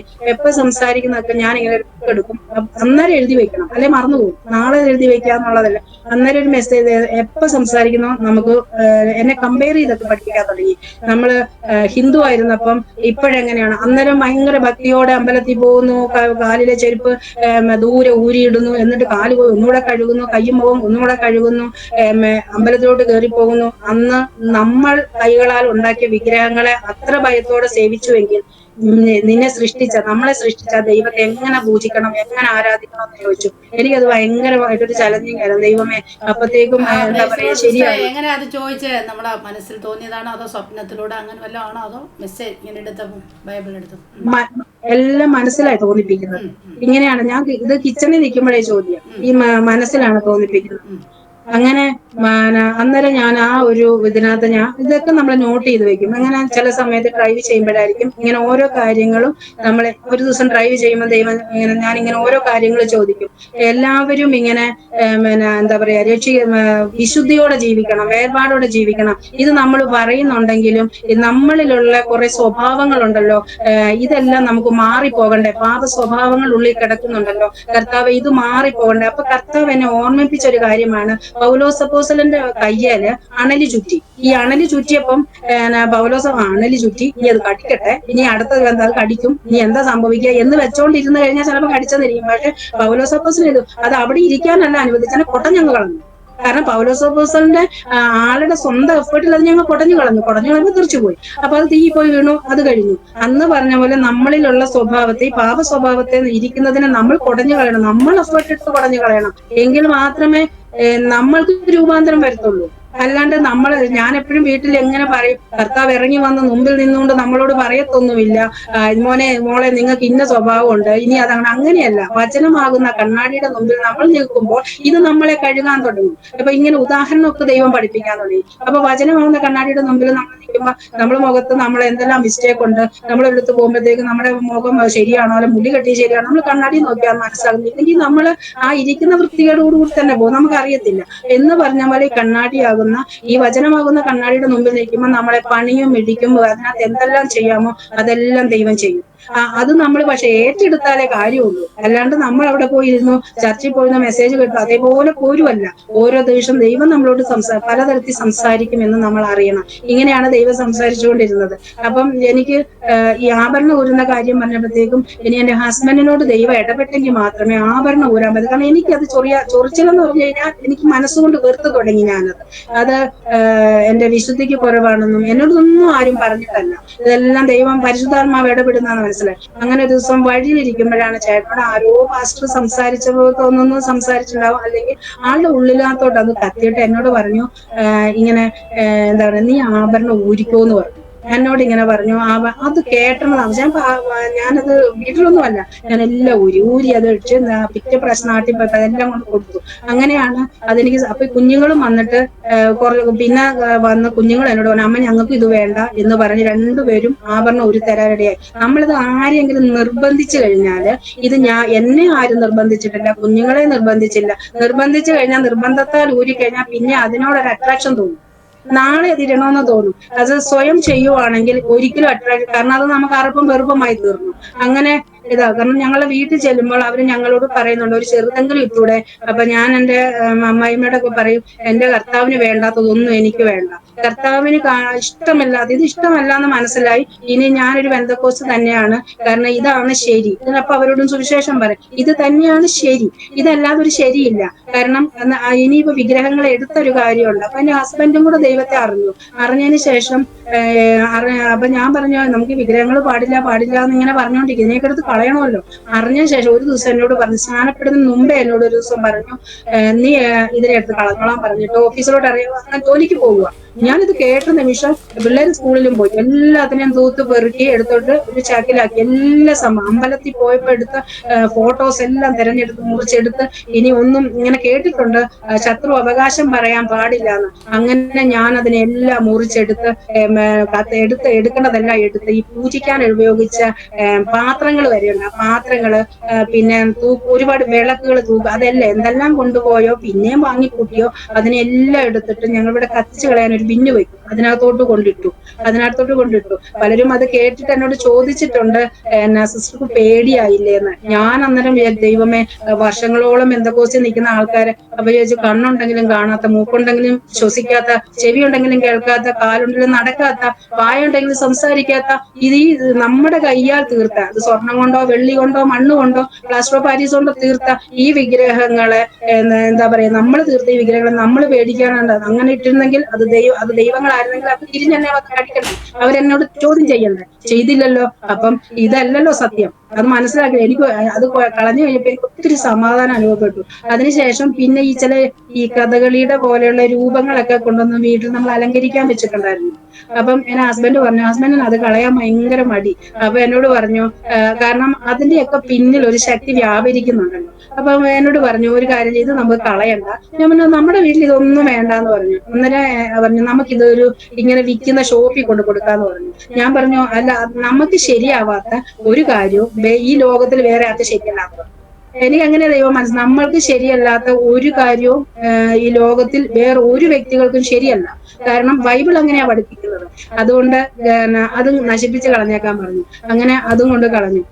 അങ്ങനെ ആ ഒരു ഇത് കഴിഞ്ഞു. പിന്നെ എന്താണ്, ഇങ്ങനെ ഈ വചനത്തിന്റെ വെളിപ്പാടിൽ നമ്മളിങ്ങനെ ഓരോ കാര്യങ്ങൾ വിശുദ്ധി വേർപാട് ആയിരിക്കണം. പിന്നെ എന്നെ ദൈവം പഠിപ്പിച്ച കാര്യമാണ് എനിക്ക് ഞാൻ ഇതിനകത്തോട്ട് വന്നെങ്കിലും, കാരണം നമ്മൾ എല്ലാം പൂർണ്ണമായും മാറുന്നില്ലല്ലോ, പടിപടിയായിട്ട് മാറ്റിക്കൊണ്ടിരിക്കുകയാണ്. എനിക്ക് ജാതി സ്പിരിറ്റ്, ഭയങ്കര ജാതി സ്പിരിറ്റ് ആയിരുന്നു. എന്താ പറയാ, നമ്മൾ എവിടുന്നാ വന്നേന്നുള്ളൊരു സ്പിരിറ്റ് അന്നേരം എന്റെ ഉള്ളിൽ ഇങ്ങനെ കിടക്കുന്നുണ്ടായിരുന്നു. എല്ലാത്തിലും നമ്മൾ ഇതിനകത്താണ്, കർത്താവാണെന്ന് പറഞ്ഞാലും നമ്മൾ എവിടുന്ന, പക്ഷെ പത്രോസിന് എങ്ങനെയാ എന്താ പറയാ, ഞാൻ ശുദ്ധീകരിച്ചതിന് നീ അശുദ്ധനെന്ന് പത്രോസിന് ചോദിച്ചതുപോലെ എന്നോട് കർത്താവ് അങ്ങനെ ഇടപെടാനിടയായി. അന്നേരം ഞാൻ ഈ മോളുടെ വിവാഹ കാര്യങ്ങളൊക്കെ ഇങ്ങനെ വരുമ്പോഴും ഞാൻ ഇങ്ങനെയൊക്കെ ഇരുന്നു, കർത്താവ് ഞങ്ങളിൽ നിന്ന് അപ്പൊ ആരും പ്രത്യേകിച്ച് ചോദ്യമൊന്നും ചെയ്യത്തില്ലല്ലോ, അവൾക്ക് വരുന്ന പയ്യനും ഒരു മോനും അങ്ങനത്തെ ഒരു ബാക്ക്ഗ്രൗണ്ടിൽ നിന്നാണെങ്കിൽ ചോദ്യങ്ങളൊന്നും ഇതൊക്കെ എന്റെ മനസ്സിൽ കിടന്നിരുന്നു. ദൈവം എന്നോട് ഇങ്ങനൊരു ചോദ്യം ചോദിച്ചത്. അന്നേരം ഞാൻ ദൈവമേ സോറി എന്ന് പറഞ്ഞു. കാരണം മോളെ കെട്ടിയ മോന് മാർത്തോമ ബാക്ക്ഗ്രൗണ്ടിൽ നിന്ന് വന്നൊരു കുഞ്ഞാണ്. അത് ദൈവം എനിക്ക് കാണിച്ചു തന്നത് തന്നെയാണ് അങ്ങനെ കിട്ടിയത്. അങ്ങനെ ദൈവം എന്നെ ശുദ്ധീകരിച്ചുകൊണ്ടിരിക്കുകയാണ് എല്ലാ സ്ഥലത്തും. അപ്പൊ വചനത്തിന്റെ അടിസ്ഥാനത്തിൽ നമ്മൾ എങ്ങനെ പോകണം എന്നുള്ളത്. അപ്പൊ എനിക്ക് ബൈബിൾ എന്റെ കൈ കിട്ടി. ബൈബിൾ വായിച്ചാൽ ഒത്തിരിയും ഉൽപ്പത്തി മുതൽ റെവലേഷനൊക്കെ വായിച്ചു, പക്ഷെ ഒന്നും മനസ്സിലായിട്ടൊന്നുമില്ല. ഒരു കാര്യങ്ങൾ ഇങ്ങനെ മനസ്സിലാവാതെ എവിടേക്കോ എന്തെങ്കിലും മനസ്സിലാകും. പക്ഷെ എന്നാൽ എന്റെ ആഗ്രഹമായിരുന്നു, കർത്താവെ എനിക്ക് വചനം പഠിക്കണം, എനിക്ക് വചനത്തിലുള്ള ഈ മർമ്മം ഒന്ന് മനസ്സിലാക്കി കിട്ടണം, ഞാൻ എന്തോ ചെയ്യണം. അങ്ങനെ ഇരുന്ന സമയത്താണ് ദൈവം എനിക്ക് വചനം പഠിക്കാനായിട്ട് എനിക്കൊരു സാറിനെ, ആലുവ UC കോളേജിലെ റിട്ടയർഡ് പ്രൊഫസറിനെ ദൈവം കാണിച്ചു തന്നത്. അങ്ങനെ ആ സാറിന്റെ കീഴിൽ ഞാൻ ഈ സാർ ഇത്രയെല്ലാം പഠിപ്പിച്ച ഭയങ്കര വിശുദ്ധനായ മനുഷ്യൻ. എന്ത് ചോദിച്ചാലും നമുക്ക് അന്നേരം തന്നെ ആൻസർ ചെയ്യാം. അങ്ങനെ എന്താ പറയാ, വചനത്തെ കുറിച്ച് നല്ല ആഴത്തില് എന്താ പറയാ അറിയുന്ന സാറിന് ഇതെല്ലാം ഇതിന്റെ പൊരുള് വേർതിരിച്ചറിഞ്ഞ് മനസ്സിലാക്കി തരാൻ തുടങ്ങി. പിന്നെ അത് മാത്രമല്ല, സാറ് പറയും, ഞാൻ പഠിപ്പിക്കുന്നത് മാത്രമല്ല, പരിശുദ്ധാത്മാവിന്റെ അടുത്തിരിക്കുമ്പോൾ വേറെ ആളുകളിൽ നിന്ന് നിങ്ങളെ പഠിപ്പിച്ച് മനസ്സിലാക്കി തരുമെന്ന് പറഞ്ഞതിന്റെ അടിസ്ഥാനത്തിൽ ഞാൻ അങ്ങനെ ഇരുന്ന് നോക്കി. ദൈവം വേറെ വശത്തൂടെ നമ്മളെ പഠിപ്പിച്ചു തുടങ്ങി. അപ്പൊ എന്തിനാ ഇതൊക്കെ ചെയ്യുന്നത്? അപ്പൊ നമുക്ക് രൂപാന്തരം വരാൻ. അപ്പൊ ഇതുകൊണ്ട് എന്തുണ്ടായി എന്ന് വെച്ചിട്ടുണ്ടെങ്കിൽ, പിന്നെ ഈ നമ്മൾക്ക് പിന്നെ എന്നെ ദൈവം ഏൽപ്പിച്ചത് എനിക്ക് വ്യക്തമായിട്ട് സുവിശേഷം പറയുക എന്നുള്ളതാണ്. ആരെ കണ്ടാലും സുവിശേഷം പറയുക. കാരണം എന്റെ മനസ്സിൽ ഭയങ്കര ആത്മഭാരമാണ്. ഈ ഒരു വ്യക്തിയെ കണ്ട ഞാൻ വിചാരിക്കും, ഒരു വ്യക്തി മരിച്ചുപോയെന്ന് കേട്ട, കർത്താവെ ദൈവത്തെ അറിഞ്ഞതാണോ? അപ്പൊ ഞാൻ ആരെയും ജഡ്ജ് ചെയ്യില്ല. കാരണം എപ്പോഴെങ്കിലും ദൈവത്തെ അറിഞ്ഞിട്ടുണ്ടോ ഇത് അവിടെ ചെല്ലുമ്പോൾ അറിയാം, അത്രേ അറിയത്തുള്ളൂ. അതിനു മുമ്പ് ഇങ്ങനെ ഒരുപാട് എന്താ പറയാ, ആൾക്കാരെയൊക്കെ ഇങ്ങനെ നമ്മുടെ മുമ്പിൽ ഒരാൾ വന്നു നിന്നാൽ ഇവർ കർത്താവിനെ കുറിച്ച് കേട്ടില്ലെങ്കിൽ നാളെ ഇവര് ഇതുപോലെ അഗ്നിക്കിരയായി നിത്യ നരകത്തിന് ഇടയായി പോകുമല്ലോ. കർത്താവ് എന്നെ വിളിച്ച ദൈവം, കർത്താവ് എനിക്ക് ഒട്ടും പുകഴുവാനോ പ്രശംസിപ്പാനോ ഇല്ല. പൗലോസപ്പോസ്തലൻ പറഞ്ഞ പോലെ പറയുവാണെങ്കിൽ, പാപികളിൽ ഒന്നാമയായി കിടന്നിരുന്ന എന്നെയും കർത്താവെ ഹല്ലേലൂയ, എന്നെ ദൈവം വിളിച്ചു, വേർതിരിച്ചു. അങ്ങനെയെങ്കിൽ കർത്താവിന് എന്നോട് എന്തോരം സ്നേഹം തോന്നി. എന്നെക്കാളും എത്ര ശ്രേഷ്ഠമായിട്ടുള്ള, ഞാൻ എന്റെ ഓരോ കുടുംബക്കാരെ എടുത്തു നോക്കും, എത്രമാത്രം ഉണ്ടായിരുന്നു. പക്ഷെ ആരും ദൈവമേ അവരൊന്നും കർത്താവിനെ അറിഞ്ഞില്ല. പക്ഷെ എനിക്കറിയാൻ ദൈവം ഭാഗ്യം തന്നു. അങ്ങനെയെങ്കിൽ എനിക്ക് ഇവരെ എല്ലാം നേടണം കർത്താവെ. അങ്ങനെ പറഞ്ഞ് എന്റെ കുടുംബക്കാരുടെ പേര് മുഴുവൻ ഞാൻ എഴുതി വെക്കും. എഴുതി വെച്ചിട്ട് ഞാൻ ഇന്ന് എല്ലാം എന്റെ പേഴ്സണൽ പ്രയറിൽ ഞാൻ അവരെ എല്ലാം ഓർത്ത് പ്രാർത്ഥിക്കും. എല്ലാം. കാരണം ഈ എന്താ പറയാ, ഒത്തിരി എന്റെ ഫ്രണ്ട്സ്, അങ്ങനെ ഫ്രണ്ട്സിനെ എന്റെ കൂടെ 10th പഠിച്ചു, ഡിഗ്രിക്ക് ഇങ്ങനെ ഓരോ ഫ്രണ്ട്സ് ഉണ്ട്. അപ്പം ഇവരുടെ എല്ലാം പേരെഴുതി വെക്കും. അങ്ങനെ ഇവരെല്ലാം എനിക്ക് ഈ ദിവസങ്ങളിൽ കണ്ടു കിട്ടിക്കൊണ്ടിരിക്കുവാണ്. കാണാതെ പോയതിനെ അന്വേഷിച്ചല്ലോ കർത്താവ് എന്നെ കണ്ടു കിട്ടിക്കൊണ്ടിരിക്കുക. എങ്ങനെ ഓരോരുത്തരോട് സുവിശേഷം പറയാൻ ദൈവം ഇടയാക്കിക്കൊണ്ടിരിക്കുന്നു. പക്ഷെ കുറെ പേര് അംഗീകരിക്കുന്നില്ല. എങ്കിലും എന്താ പറയാ, നമ്മൾ പറയാനുള്ളത് പറയുക. നമ്മൾ സത്യം ഇത് മാത്രമാണ്. അവര് പറയുന്ന ചില കാര്യങ്ങളിൽ കൂടെ ദൈവം എന്നോട് സംസാരിക്കുന്നുണ്ട്, ചില മെസ്സേജുകൾ തരുന്നുണ്ട്. അങ്ങനെ എന്നെ ദൈവം നടത്തിക്കൊണ്ട് ഇങ്ങനെ കർത്താവിനോട് ചേർത്ത് നടത്തിക്കൊണ്ട് പോവുകയാണ്. അപ്പൊ ഈ നാട്ടില് ഇത് ഈ പറഞ്ഞ പോലെ നമ്മൾ കഴിഞ്ഞ പ്രാവശ്യം നാട്ടില് പോയപ്പം എന്താ ദൈവം ചെയ്ത പ്രവൃത്തികളാണ്. ഈ സുവിശേഷത്തെ കുറിച്ചുള്ള ഒരു ആഗ്രഹവും മറ്റുള്ളവരുടെ സുവിശേഷം പറയാനുള്ള വാഞ്ചയും കിടക്കുന്നുണ്ട്. ദൈവം ചിലരെ വീടിനകത്തോട്ട് ഇങ്ങനെ അടിച്ചു കൊണ്ടുവന്ന പോലെ കൊണ്ടുവന്നിട്ടുണ്ട്. നമുക്ക് ദൈവത്താൽ അവരുടെ സുവിശേഷം പറയാൻ ഇടയാക്കിയിട്ടുണ്ട്, രക്ഷിക്കപ്പെട്ടിട്ടുണ്ട്. ഇതെല്ലാം നാട്ടിൽ നടക്കുമ്പോഴേ ഇത് ചെയ്തിട്ടുണ്ട്. ഇത് ഫുട്പാത്തിൽ കൂടെ നടന്നു പോകുമ്പം അവരോട് സുവിശേഷം പറയാൻ ദൈവം എനിക്ക് ഇടയാക്കിയിട്ടുണ്ട്. ഇതെല്ലാം ദൈവത്തിന്റെ നാമമഹത്വത്തിനായിട്ട് പറയാം. ഒരു സഹോദരൻ എന്നോട്, ഞാനിങ്ങനെ കുറെ പുരകളെ നോക്കി നിൽക്കുന്ന കടയുടെ മുമ്പിൽ ഇങ്ങനെ, കർത്താവ് ഇതിനെല്ലാം ഞാൻ കൊണ്ട് കളഞ്ഞതാണല്ലോ, ഇന്ന് ഇതിങ്ങനെ തൂങ്ങി കിടക്കുമ്പോഴത്തേക്കും എനിക്ക് ഭയങ്കര വിഷമം തോന്നുന്നു. ഒരു സഹോദരൻ എന്റെ മുമ്പിൽ വന്നിട്ട് എന്നോട് ചോദിക്കുവാണ്, എന്റെ അടുത്ത് വിശ്വാസിയാണോ എന്ന് ചോദിച്ചു. ഞാൻ ചോദിച്ചു ഞാൻ കമ്മലുമാല ഇടാതെ നിൽക്കുന്നതുകൊണ്ടായിരിക്കാം ചോദിച്ചത്. അങ്ങനെയല്ല പുള്ളി ചോദിച്ചത്, വിശ്വാസം ഉണ്ടെന്ന്, അത് ഏതോ ഒരു ദൈവത്തെ വിശ്വാസം ഉണ്ടെന്ന് എന്ന് പറഞ്ഞ് ലോട്ടറി ടിക്കറ്റ് നീക്കുക. അപ്പൊ ഞാൻ പറഞ്ഞു, ഞാൻ ഈ ഇങ്ങനെ ഏകസത്യ ദൈവ കർത്താവിൽ വിശ്വസിക്കുന്നു, ഞാൻ ആ വിഗ്രഹങ്ങളെ നോക്കിയപ്പോ ഇതിലായിരുന്നു ഞാൻ, പക്ഷെ ഇന്ന് ഇങ്ങനെയാണ്. അപ്പൊ പുള്ളിക്കാരൻ പറയാണ്, നമുക്ക് ആരെയും ത്യജിച്ചു പറയാൻ പാടില്ല. ഞാൻ ത്യജിച്ചു പറയും, ത്യജിച്ചു പറയണം, കാരണം അത് സത്യമല്ല, ഇതാണ് സത്യം. ഇന്ന് ആ സത്യത്തിലാണ് നിൽക്കുന്നത്, കർത്താവല്ലാതെ ഒരു സത്യമില്ല. ഇങ്ങനെ പറഞ്ഞു. അപ്പൊ പറഞ്ഞു, നിങ്ങൾ എന്റെ മുമ്പിൽ ഈ ലോട്ടറി ടിക്കറ്റ് എഴുതി ഇത് കിട്ടി 80 ലക്ഷം അടിച്ചിട്ട് ഇത് കിട്ടാനല്ല, ഞാൻ ഓൾറെഡി ബ്ലെസ്ഡ് ആണ്, എന്റെ കർത്താവിൽ ബ്ലെസ്ഡ് ആണ്. അതുകൊണ്ട് പക്ഷെ ഈ 80 ലക്ഷം കിട്ടുന്നുള്ള ഒറ്റ ഒരു ഇതിനകത്തല്ല, നിങ്ങളെ ഒന്ന് സഹായിക്കാൻ ഞാൻ 40 രൂപ എടുത്തു. പക്ഷെ ഞാൻ പറഞ്ഞു, നിങ്ങൾ രക്ഷിക്കപ്പെടണം, സ്നാനപ്പെടണം, നമുക്ക്, കാരണം എന്നാലേ രക്ഷയുള്ളൂ. ഒരു വാക്കിലൊന്ന് പറയാൻ ദൈവം അങ്ങനെ ഇടയാക്കിയിട്ടുണ്ട്. ചില റൂട്ട് തെറ്റിച്ച് ദൈവം കൊണ്ടുപോയിട്ടുണ്ട്. റൂട്ട് തെറ്റിച്ച് ദൈവം കൊണ്ടുപോയി ചില റെസ്റ്റോറന്റിൽ കൊണ്ടെത്തിച്ചിട്ടുണ്ട്. എന്തിനാന്ന് വെച്ചാൽ ഒരു മുസ്ലിം സഹോദരൻ എന്നെ കണ്ടിട്ട് ഓടി വന്നിട്ട് പറഞ്ഞു, ഇങ്ങനെ പ്രൈസലോ. അപ്പൊ ഞാനും വിചാരിച്ചു പ്രൈസലോ, അപ്പൊ സന്തോഷം തോന്നി. അപ്പൊ ഇങ്ങനെ പറഞ്ഞിട്ട് എന്നോട് വചനമൊക്കെ പറയുക കൊള്ളാമല്ലോ, എനിക്കൊരു ഇൻട്രസ്റ്റ് തോന്നി. അന്നേരം എന്നോട് പറയാണ്, ഞാനൊരു മുസ്ലിം ബാക്ക്ഗ്രൗണ്ടിൽ നിന്ന്. അപ്പൊ എനിക്ക് പിന്നെ ഇൻട്രസ്റ്റ് തോന്നി, കൊള്ളാലോ, നീ ചെയ്തത് കൂട്ടായ്മല പോണെന്ന് ചോദിച്ചു. കാരണം ഏതോ പെരുമ്പാവൂർ എവിടെയാണ്, എനിക്കറിയത്തില്ല. അന്നേരം പറഞ്ഞു, ഞാൻ കൂട്ടായ്മയിൽ പോണില്ല, ഇങ്ങനെയാണ്, എനിക്ക് എന്റെ ഭാര്യയെ പേടിയാ, എനിക്ക് വചനമൊക്കെ അറിയാം, പെന്തക്കോസ്ത സത്യവും അറിയാം, പക്ഷെ മക്കളെയും പേടിയാ, സമൂഹത്തെ പേടിയാന്ന് പറഞ്ഞു. അപ്പൊ ഞാൻ അവിടെ നിന്ന് പറഞ്ഞു, മൂക്കിൽ ശ്വാസമുള്ളവനെ നമ്മൾ ഭയക്കേണ്ട കാര്യമില്ല. ഞാൻ ഈ സത്യം അറിഞ്ഞു കഴിഞ്ഞപ്പോ എന്റെ ജഡരക്തങ്ങളോട് ഞാൻ ആലോചിച്ചില്ല, എന്റെ ഭർത്താവിനോടോ മക്കളോടോ ഞാൻ ചോദിച്ചില്ല. നമുക്ക് ആരും പേടിക്കേണ്ട കാര്യമില്ല, എന്റെ ദൈവത്തെ അല്ലാതെ എനിക്ക് പേടിയില്ല. എന്നോട് ചോദിച്ചു, ശരിക്കും പേടിയില്ല? ചോദിച്ചില്ല, എന്റെ ദൈവത്തെ മാത്രമേ എനിക്ക് വാസ്തവമായി പേടിയുള്ളൂ, അല്ലാണ്ട് എനിക്ക് ആരെ ഈ ഒരു സുവിശേഷ പ്രകാരം എനിക്ക് പേടിയില്ല എന്ന് പറഞ്ഞു. അപ്പൊ ഞാനും ഇങ്ങനെ പറഞ്ഞു, രക്ഷിക്കപ്പെടണം, അത് സ്നാനപ്പെടണം, നമുക്ക് നിത്യതയെ കാണണം. അപ്പൊ ഇന്നും നമുക്ക് അവരെ കുറിച്ച് ഓർത്ത് പ്രാർത്ഥിക്കാൻ ദൈവം നമുക്ക് ഇട തരുന്നുണ്ട്. കാരണം ഇതൊക്കെ ദൈവത്തിന്റെ ഒരു നിയോഗമാണ് എന്ന് ഞാൻ വിശ്വസിക്കുന്നു. ദൈവം നമ്മളെ കൊണ്ടുപോയ റൂട്ടുകൾ ഇങ്ങനെയാണ്.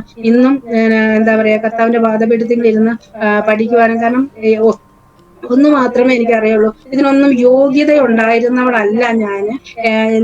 പിന്തിരിഞ്ഞ് നോക്കുമ്പോഴത്തേക്കും ഒന്നിനും യോഗ്യത ഉണ്ടായിരുന്നല്ല.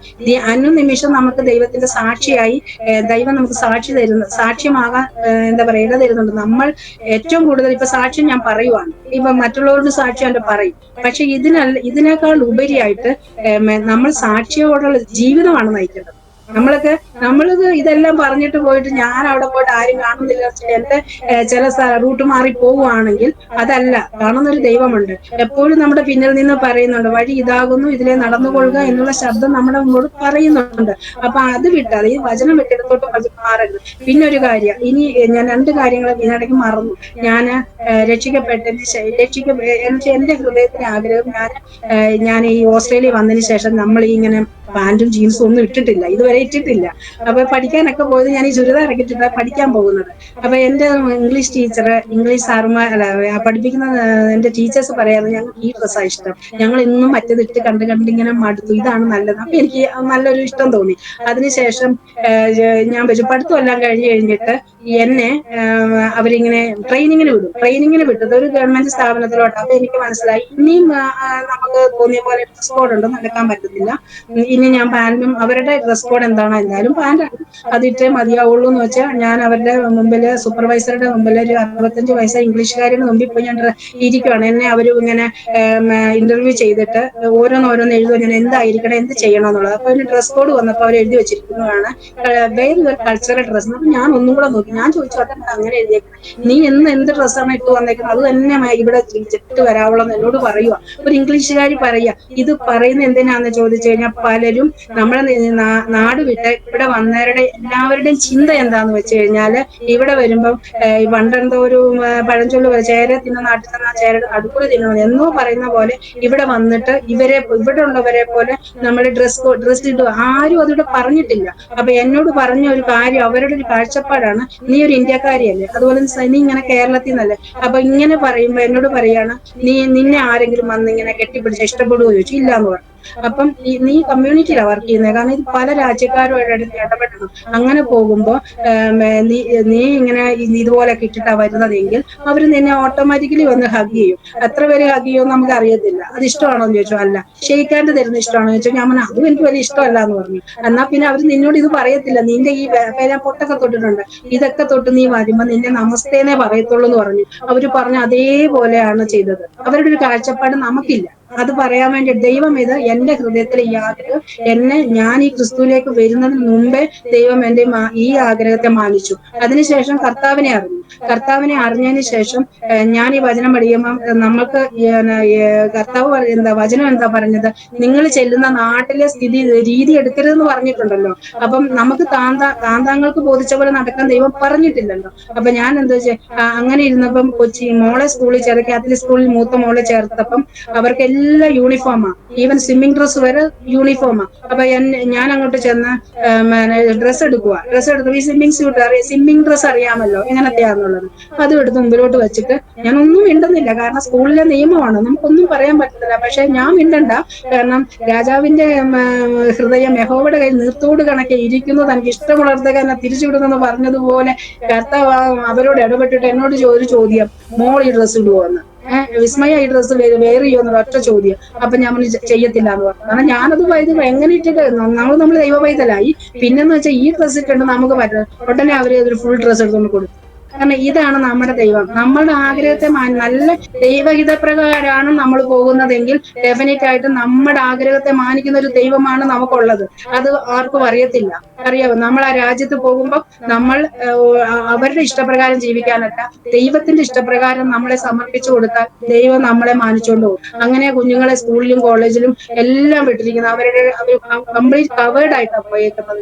നമ്മളെ ദൈവവേദങ്ങളാ നമുക്കൊരു സെപ്പറേഷൻ ഉണ്ട്. അതുപോലെ എന്റെ മക്കളുടെ കൂട്ടുകാർ പറയും, മൂത്ത മകളുടെ പറയും, വിസ്മയുണ്ട്, നമുക്കൊന്നും സംസാരിച്ചുകൂടാ. കാരണം നമ്മൾ തെളിച്ചു കൊടുത്തെങ്കിലേ പിള്ളേരും അവർക്കറിയാം അവളൊരു സെപ്പറേറ്റഡ് ആണ്, ഇങ്ങനെ ബിലീവറാണ്, പല രാജ്യക്കാരാ, ഈജിപ്ഷ്യൻസ് ആണ്, ചൈനക്കാരാണ്, ഇങ്ങനെയൊക്കെയാണ്. പക്ഷെ അവർ പറയുന്നത് അവർക്ക് മനസ്സിലായി.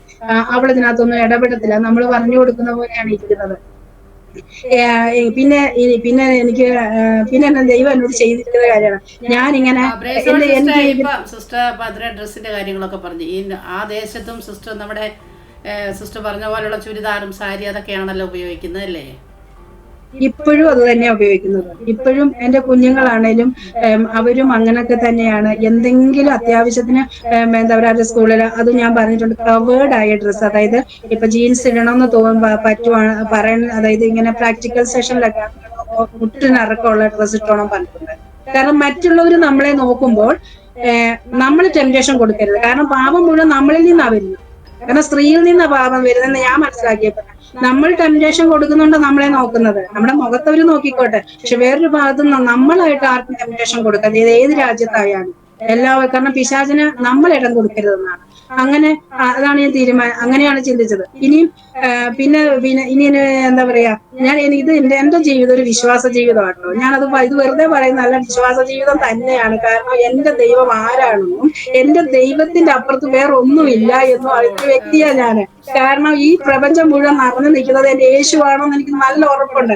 അപ്പൊ എനിക്കൊരു അസുഖം, ഇപ്പൊ അസുഖത്തിന്റെ കാര്യം പറയുകയാണെങ്കിൽ ഞാൻ ആദ്യം കർത്താവിന്റെ പാദപീഠത്തിങ്കില. കർത്താവ് എന്റെ ഫിസിഷ്യനാ. ഇനിയിപ്പോ എനിക്ക് പല്ലുവേദന വന്നാ പറയാം കർത്താവിന്റെ ഡെന്റിസ്റ്റ് ആണ്. വേർഡ് ഓഫ് ഗോഡ് എന്റെ മരുന്നാണ്. ഞാൻ ഓരോ വചനം നമുക്ക് തന്നിട്ടുണ്ട്. അപ്പൊ ആ വചനം എടുത്തങ്ങ് ഞാൻ ഭക്ഷിക്കും. അപ്പം കർത്താവ് എനിക്ക് സൗഖ്യം തരും. ഇന്ന് വരെ ഞാൻ നിൽക്കുന്നത് എനിക്ക് അസുഖം വരാഞ്ഞിട്ടല്ല, എനിക്ക് അസുഖങ്ങൾ ഇഷ്ടംമാതിരി വന്നിട്ടുണ്ട്. ഇന്ന് വരെ നിൽക്കുന്നത് കർത്താവിന്റെ വചനം എന്നെ വിടുവിച്ചിരിക്കുന്നതാണ്. പിന്നെ കർത്താവിന്റെ കൃപയാണ്. എനിക്ക് 2015 ആദ്യം എന്റെ വിശ്വാസം ദൈവം വർദ്ധിപ്പിച്ചത്, എന്റെ ബ്രസ്റ്റിൽ ഒരു മുഴ വന്നു. അപ്പം നാട്ടിൽ പോയി. അപ്പം ബയോപ്സി ചെയ്തപ്പം എന്താണ് സർജൻ പറഞ്ഞു കുഴപ്പമൊന്നുമില്ല, പക്ഷെ അത് അവിടെ ഇരിക്കണ്ട, ഇരുന്ന് കഴിഞ്ഞാൽ വലുതാകും, പിന്നീട് അത് കോംപ്ലിക്കേഷൻ ആകും എന്ന് പറഞ്ഞു. ഞാൻ പറഞ്ഞു, ഡോക്ടറെ എനിക്ക് ഓസ്ട്രേലിയക്ക് പോകേണ്ടതാണ്, അതൊന്നും കുഴപ്പമില്ല, ഒരു ദിവസത്തെ കാര്യമുള്ളതെന്നൊക്കെ പറഞ്ഞു. അപ്പോഴും ഞാൻ ഇറങ്ങി നിന്നിട്ട് അവിടെ നിന്ന് പ്രാർത്ഥിച്ചു, കർത്താവേ ഈ ലോകത്തിൽ ഒരു കത്തി എന്റെ മേത്ത് തൊടണ്ട, കർത്താവ് ഒന്ന് നോക്കിയാൽ മതിയല്ലോ, എന്റെ അന്നേരം ഞാൻ വന്നിട്ടുള്ളൂ, കർത്താവ് ഒന്ന് നോക്കിയാൽ മതിയല്ലോ, അത് അവിടുന്ന് മാറിപ്പൊക്കോളുമല്ലോ എന്ന് പറഞ്ഞപ്പോ ഞാനിങ്ങനെ പ്രാർത്ഥിച്ചു. അത് കർത്താവ് എടുത്തങ്ങ് മാറ്റി. അതില്ല, എന്താ പറയാ, അത് സാക്ഷ്യം തന്നെ, അത് ഇല്ല. അതിനുശേഷം ഇന്ന് വരെ ഇല്ല. പിന്നെ 2017 എനിക്ക് തൈറോയ്ഡ് വന്നു കഴിഞ്ഞപ്പോ ഡോക്ടർ ചെക്ക് ചെയ്തിട്ട് പറഞ്ഞു, എന്താ പറയാ, എനിക്ക് ആദ്യം സ്കാനിങ് ചെയ്തു, തൈറോയ്ഡ് ഉണ്ട്, ബ്ലഡിൽ കണ്ടു, സ്കാനിങ് വിട്ടു, അത് കഴിഞ്ഞ് കൺഫർമേഷൻ ഞാൻ പെറ്റ് സ്കാന് വിട്ടു, എല്ലാത്തിനും തൈറോയ്ഡ് ഉണ്ട്. അപ്പൊ ഡോക്ടർ എന്നോട് പറഞ്ഞു, നിനക്ക് ഇനി വരാൻ വയ്യ, എന്നിട്ട് എന്നോട് പറയണതാണ്, ഇനി നിനക്ക് ഇതെല്ലാം വരും. എന്തൊക്കെ വരും എന്ന് ചോദിച്ചാല് പിന്നെ ഹാർട്ടിന് പ്രോബ്ലം വരും. പറയാതെ ഒന്നുമില്ല, ഒരു ലിസ്റ്റ് എന്തെങ്കിലും എഴുതി തന്നെ, എന്റെ ഹസ്ബൻഡും എല്ലാം എന്നെ സാക്ഷികളാ. ഒരു ലിസ്റ്റ് എഴുതി തന്നിട്ട് പറഞ്ഞു, ഈ പ്രോബ്ലം എല്ലാം നിനക്ക് വരും, നീ ലൈഫ് ലോങ് മെഡിക്കേഷൻ കഴിക്കണം, അല്ലാതെ പോകത്തില്ല. കർത്താവിനെ ചോദിച്ചു, ഞാൻ രോഗിയായി മാറുമോ? കർത്താവെ എനിക്ക് സൗഖ്യം തരണം. ദൈവത്തിനോട് നമ്മൾ പ്രാർത്ഥിക്കാൻ തുടങ്ങി. അപ്പം എന്നിട്ട് ഈ ഡോക്ടറിനാണെങ്കിൽ ഒരു ദൈവം ഇല്ലാത്തൊരു ഡോക്ടറാണ്, ഒരു തമിഴനാണ്, ശ്രീലങ്കൻ തമിഴനാണ്. അപ്പൊ ഈ ഡോക്ടറിന്റെ അടുത്ത് ഞാൻ പറഞ്ഞു, ഡോക്ടറെ അപ്പൊ ഈ ഡോക്ടറിന്റെ അടുത്ത് കർത്താവ് ഇങ്ങനെ ഇടപെടുന്നുണ്ടെന്ന് എനിക്ക് മനസ്സിലായി. അല്ലെങ്കിൽ നമ്മൾ പറഞ്ഞാൽ ഡോക്ടർമാര് കേൾക്കത്തില്ല. പറഞ്ഞു, ഡോക്ടർ ഒന്നും കൂടെ എന്റെ ബ്ലഡ് ഒന്ന് ടെസ്റ്റ് ചെയ്യാൻ പറഞ്ഞു. എന്റെ ഒരു ആഗ്രഹപ്രകാരം, എന്റെ ഇത് പ്രകാരം എന്തേലും ആവട്ടെ എന്ന് പറഞ്ഞിട്ട്, കാരണം ഇത് ബ്ലഡ് ചെക്ക് ചെയ്യുന്നുണ്ട്, ഇതല്ലേ ഉള്ളൂ. ഈ ഡോക്ടർ എന്റെ ബ്ലഡ് എടുത്ത് ചെക്ക് ചെയ്യാൻ തുടങ്ങി. 3 ദിവസം കൂടി ചെക്ക് ചെയ്തപ്പോൾ ഒരാഴ്ചയ്ക്ക് ഡോക്ടർ മനസ്സായി ഇത് കുറഞ്ഞു വരുന്നെന്ന്. അത് കഴിഞ്ഞ് 1 മാസം ചെക്ക് ചെയ്തപ്പോൾ ഇത് നന്നായി കുറഞ്ഞു. ഒരു കൺഫർമേഷൻ 3 മാസം കഴിഞ്ഞപ്പോൾ ഒന്നും കൂടെ ചെക്ക് ചെയ്തപ്പോൾ കംപ്ലീറ്റ് ഇല്ല. തൈറോയ്ഡ് അന്ന് തുടങ്ങി ഇന്ന് വരെ ഇല്ല. ദൈവത്തിന് മഹത്വം. കർത്താവ് അത് അത്ഭുതകരമായി എടുത്തു മാറ്റി. എന്നിട്ട് ഞാൻ അവിടുന്ന് സുവിശേഷം പറഞ്ഞു. കാരണം അത് പുള്ളിയോട് പറയാനാണ് ഞാൻ അതുകൊണ്ടാണ് യേശുവിനെ വിളിക്കുന്നത്. എന്നിട്ട് ഞാൻ പറഞ്ഞു, എന്റെ ഈ രോഗം മാറാനല്ല ഞാൻ യേശുവിനെ വിളിക്കുന്നത്. ചിലപ്പോ നാളെ വന്നേക്കാം, അന്ന് വരാതിരിക്കാം. പക്ഷെ ഞാൻ മരിച്ചു കഴിഞ്ഞാൽ എന്റെ ആത്മാവിന് ഒരു നിത്യതയുണ്ട്. അതിനു വേണ്ടിയാ ഞാൻ കർത്താവിന്, കാരണം ഞാൻ ഹിന്ദു ആയിരുന്നു എന്നുള്ളത് ഡോക്ടർക്ക് അറിയാം. അപ്പം പറഞ്ഞു, നീ ഒത്തിരി പ്രാർത്ഥിക്കുക. ഞാൻ പ്രാർത്ഥനയാണ് നമ്മുടെ ശക്തി. അതുകൊണ്ട് ഡോക്ടറും കർത്താവിനെ അറിയണം. ഞാൻ ഡോക്ടർ മരിച്ച് അങ്ങോട്ട് പോകും. എന്നോട് പറഞ്ഞു, മണ്ണിലടിലോട്ട് പോകുമ്പോൾ ഞാൻ പറഞ്ഞു, എല്ലാവരെയും അങ്ങോട്ട് തന്നെയാണ് കുഴിച്ചിട്ടുന്നത്. അതിനുശേഷം നമുക്കൊരു ആത്മാവുണ്ട്, അതെവിടെ പോകും അറിയത്തില്ല എന്ന് പറഞ്ഞു. പക്ഷെ ഇതാണ് സത്യം. അന്നായിരുന്നു എന്റെ ലാസ്റ്റ് അപ്പോയിന്റ്മെന്റ് ആ ഡോക്ടറോട് കൂടി. പിന്നെ ഞാൻ അവിടുന്ന് സ്ഥലം വിട്ടു. പിന്നെ ഡോക്ടറെ കണ്ടിട്ടില്ല. അവരെ നമുക്ക് ഡോക്ടറിനോട് പറയേണ്ടത് ദൈവം പറയിപ്പിച്ചു. ഇതാണ് ഇതെനിക്ക് ദൈവം തന്ന വിടുതല അന്ന്. പക്ഷെ ഇന്നും എന്ത് വന്നാലും എന്റെ ഹീമോഗ്ലോബിൻ എനിക്ക് എന്താ പറയാ, അയണൊക്കെ ഒത്തിരി താന്നു പോയിട്ടുണ്ട്. കാരണം വെച്ചാൽ ഒരു അത്രയും താന്നില്ല. പക്ഷെ ഞാൻ ഇതെല്ലാം എന്താ പറയാ, വെള്ളം എടുത്ത് പ്രാർത്ഥിച്ച് വിശ്വാസത്താൽ കുടിച്ചിട്ട് ഇതൊക്കെ ഹൈ ആയി കേറിയിട്ടുമുണ്ട്. ദൈവമാണ് ഇന്ന് വരെ എന്നെ നിർത്തിയിരിക്കുന്നത്.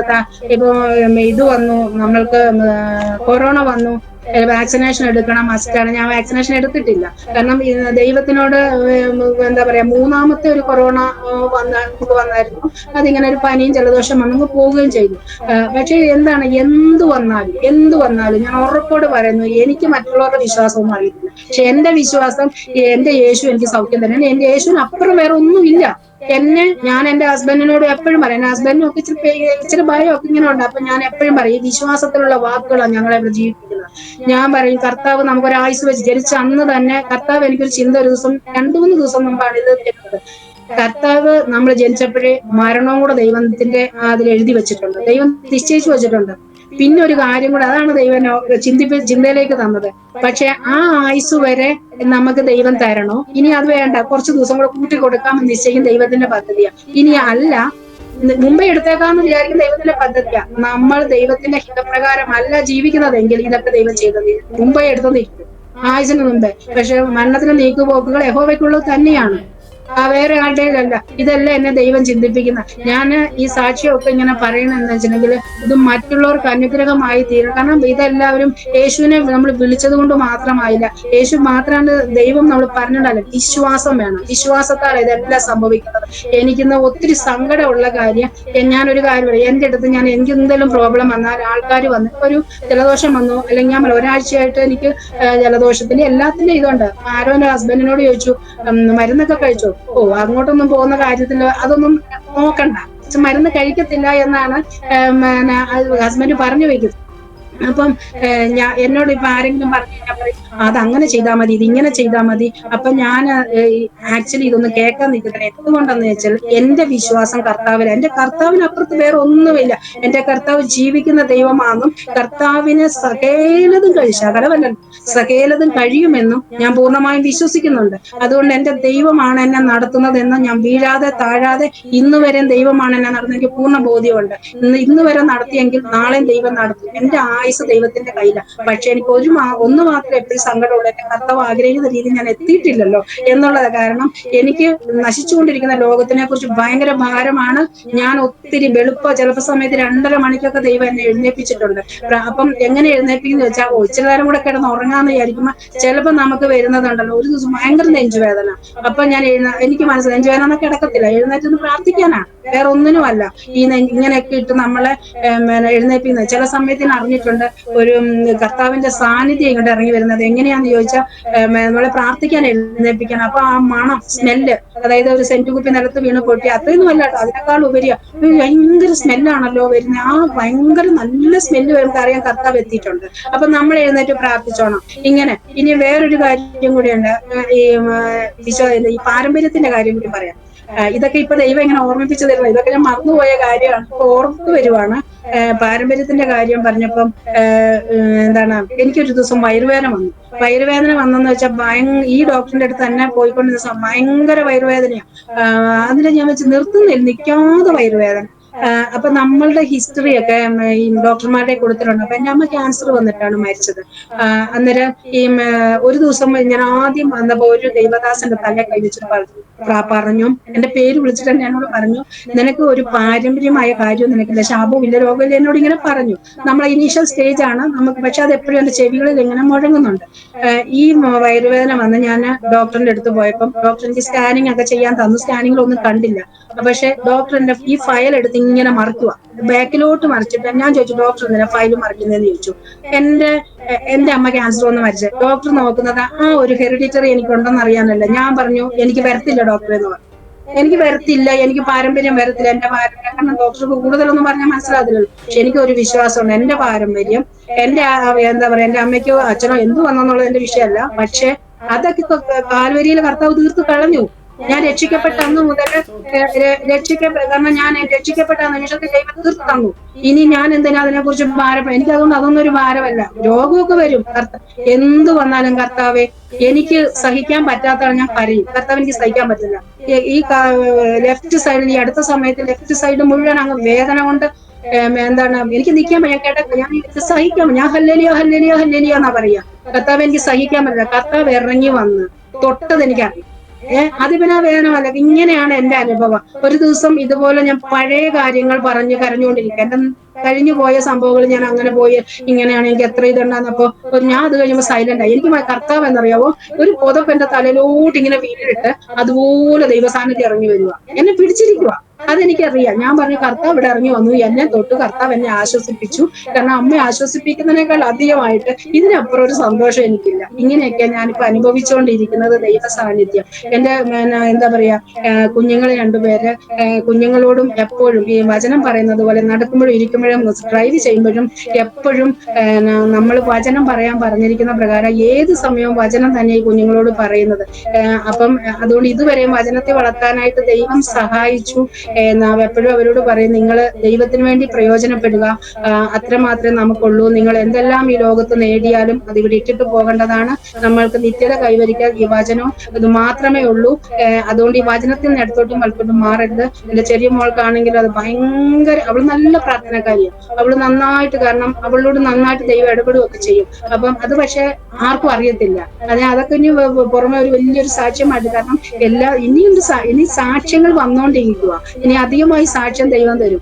അതുപോലെ കാരണം എനിക്ക് നല്ല ഉറപ്പാണ്, കർത്താവ് വരുന്നത് വരെ അത് നമുക്ക് തന്നുകൊണ്ടിരിക്കും. അപ്പൊ ചില ആൾക്കാർ എന്നോട് സംസാരിക്കുമ്പോൾ എന്റെ അടുത്ത് പറയും, അത്ഭുതങ്ങളും അടയാളങ്ങളും ഒന്നും ഇല്ലാട്ടോ എന്ന് എന്നോട് പറയും. ഞാൻ പറഞ്ഞു, കർത്താവ് കനാവിലെ കല്യാണത്തിന് അടയാളങ്ങളുടെ ആരംഭമായി അത് കണ്ടുവെങ്കിൽ ഇന്നും അടയാളമുണ്ട്, ഇന്നും അത്ഭുതമുണ്ട്. കർത്താവ് വരുന്നവരെ ചെയ്തിരിക്കും.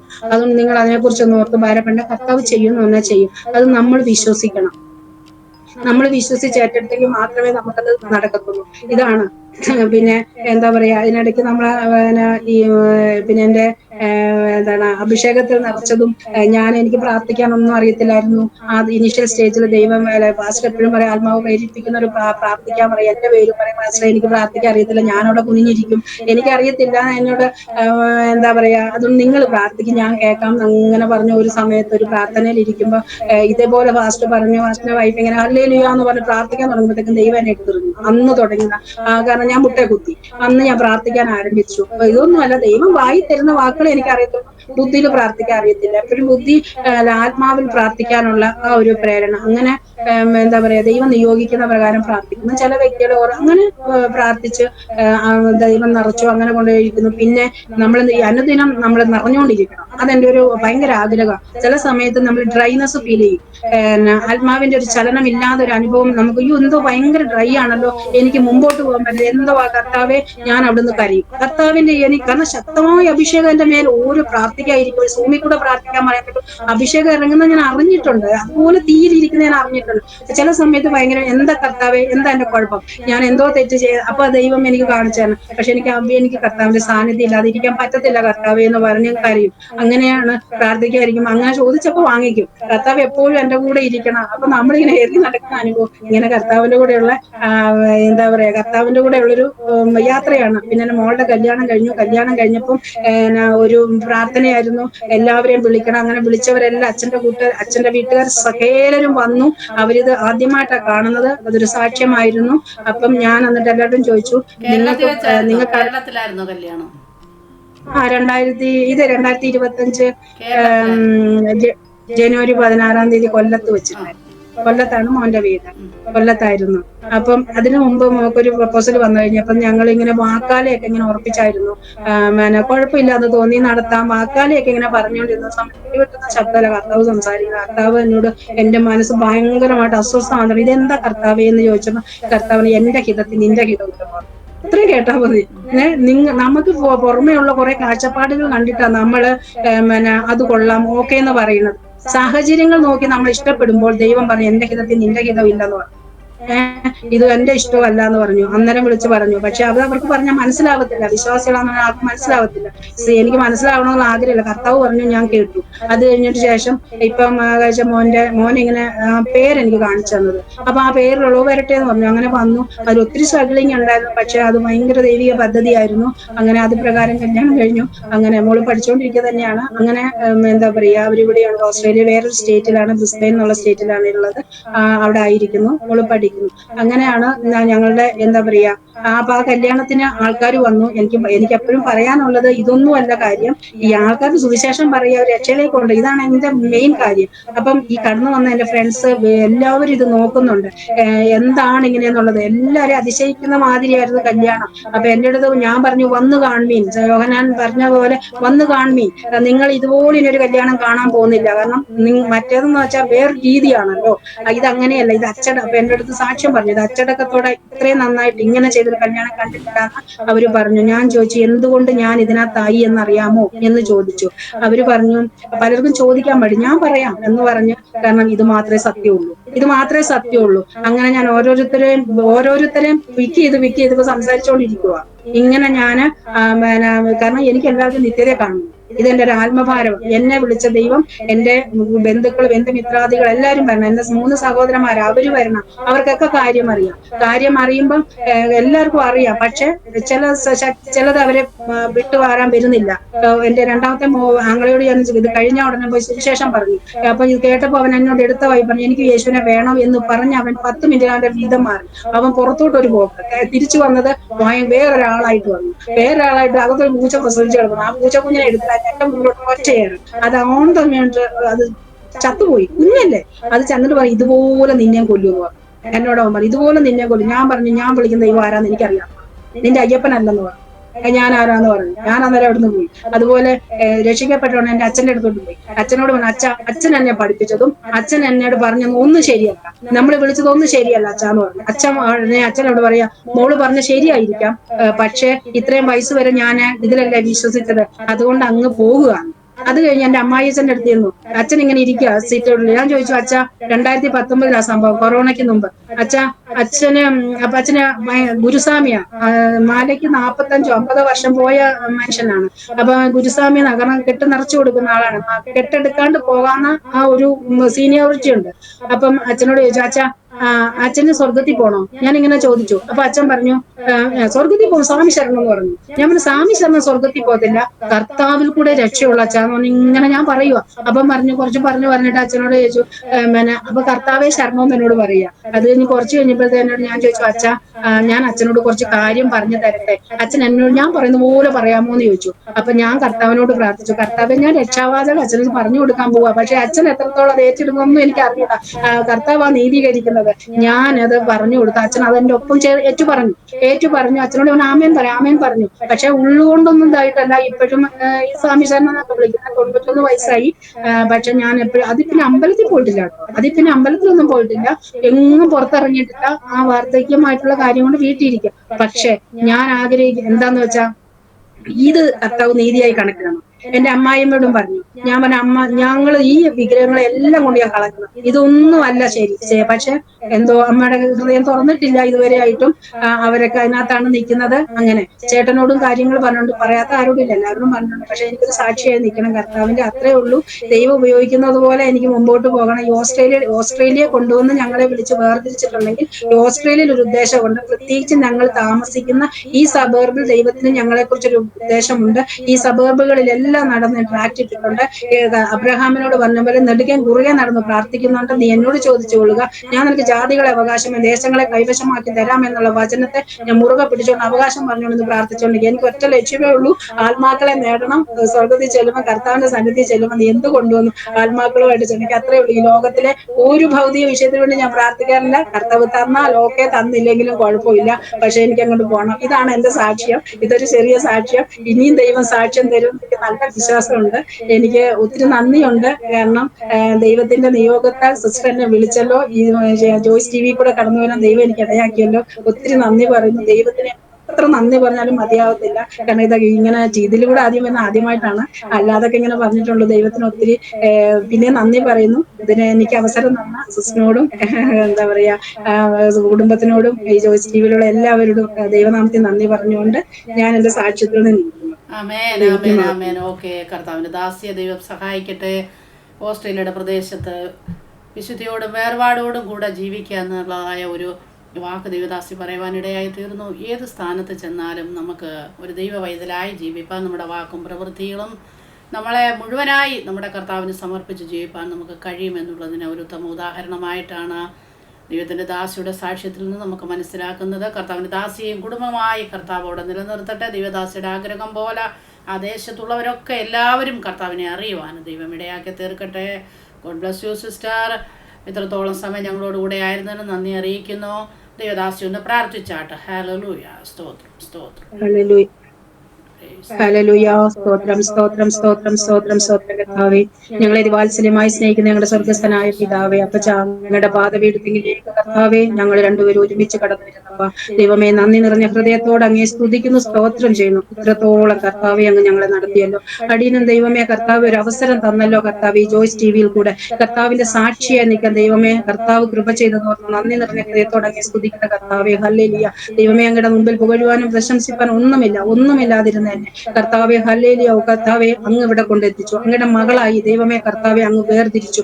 എന്റെ കർത്താവെ ഹല്ലേലൂയ. എപ്പോഴും ദൈവമേ അബ്ബാ പിതാവെ എന്ന് വിളിച്ചുകൊണ്ട് ആ കൃപാസനത്തിനോട് അടുത്ത് വരുവാൻ തക്കവണ്ണം എന്റെ കർത്താവ് ഞങ്ങളെ യോഗ്യരാക്കി തീർത്താൻ നന്ദി പറയുന്ന കർത്താവെ ഹല്ലേലൂയ. സ്തോത്രം, സ്തോത്രം, സ്തോത്രം ചെയ്യുന്ന കർത്താവ്. ഇത്രത്തോളം പറയുവാൻ അങ്ങ് ബലപ്പെടുത്തിയെന്ന് ഞാൻ പൂർണ്ണമായും വിശ്വസിക്കുന്ന കർത്താവെ. പല കാര്യങ്ങളും കർത്താവെ ഹല്ലേലൂയ അങ്ങ് ഓർമ്മിപ്പിച്ചു തന്നു. അതെല്ലാം ദൈവമേ ഷെയർ ചെയ്യാൻ ദൈവമേ ഇടയാക്കി തീർത്ത് നന്ദിയോടെ സ്തോത്രം ചെയ്യുന്നു കർത്താവെ ഹല്ലേലൂയ. ഇത് കേൾക്കാൻ ഇനിയും കർത്താവെ ഇത് അപ്പ കേൾക്കാൻ പോകുന്നവരുണ്ട്. എന്റെ കർത്താവെ ഹല്ലേലൂയ. കേൾക്കുന്നവർക്ക് കർത്താവെ ഒരു അനുഗ്രഹമായി തീരുവാൻ കർത്താവെ ഹല്ലേലൂയ. എന്റെ കർത്താവ് ആരാണെന്ന് അറിയുവാൻ, എന്റെ യേശുവപ്പച്ച ദൈവമേ അങ്ങ് മാത്രമേ സത്യ ദൈവമെന്ന് അറിയുവാൻ ദൈവമേ കർത്താവെ പലരുടെ ഹൃദയം ദൈവമേ ലുദിയുടെ ഹൃദയം തുറന്നതുപോലെ കർത്താവെ തുറക്കപ്പെടുവാൻ ദൈവമേ കർത്താവെ അടിയൻ അങ്ങയോട് പ്രാർത്ഥിക്കുന്നു കർത്താവെ ഹല്ലേലൂയ. ദൈവമേ അടിയൻ അവസരം തന്ന ഈ ജോയ്സ് ടി വിയോടും കർത്താവെ സിസ്റ്റർ റേച്ചലിനോടും ദൈവമേ കർത്താവെ ദൈവനാമത്തിൽ നന്ദി പറയുന്നു. ഹല്ലേലൂയ. സ്തോത്രം, സ്തോത്രം, സ്തോത്രം ചെയ്യുന്നു. അവരെ ധാരാളമായി അനുഗ്രഹിക്കണം. അവരുടെ എല്ലാ പ്രവർത്തനങ്ങളെയും ദൈവം ഓർക്കണം കർത്താവ്. കുടുംബപരമായി ദൈവമേ ദൈവത്തിന് വേണ്ടി ശക്തമായി നിൽക്കുക ദൈവം ഇടയാക്കുമാറാകണമേ. ദൈവത്തിനോട് പ്രാർത്ഥിക്കുന്നു. ഈ ജോയ്സ് ടി വിയിൽ ഇതുവരെ കടന്നു വന്നവരെ, സാക്ഷ്യം പറഞ്ഞവരെ ദൈവം അനുഗ്രഹിക്കണം. ഇനി കടന്നു വരാൻ കർത്താവിന്റെ വരവ് വരെ ഇനി അനേകം പേര് ഇതിൽ കൂടെ കടന്നു പോകേണ്ടതായിട്ടുണ്ട്. അവരെ എല്ലാം ദൈവം ബലപ്പെടുത്തണം, ശക്തീകരിക്കണം കർത്താവെ. അത് മറ്റുള്ളവർക്ക് അനുഗ്രഹമാക്കി തീർക്കണം കർത്താവെ. ഹല്ലേലൂയ. സ്തോത്രം ചെയ്തു കർത്താവെ. തൃക്കരങ്ങളിലേക്ക് അടിയങ്ങളെ ഒരിക്കൽ കൂടി താഴ്ത്തി സമർപ്പിച്ച് പ്രാർത്ഥിക്കുന്നു. അങ്ങ് പ്രാർത്ഥന യാചനകളും കേട്ടതുകൊണ്ട് സ്തോത്രം. യേശു ക്രിസ്തുവിന്റെ ഏറിയ നാമത്തിൽ തന്നെ പിതാവേ. ആമേൻ, ആമേൻ. Okay, thank you sister.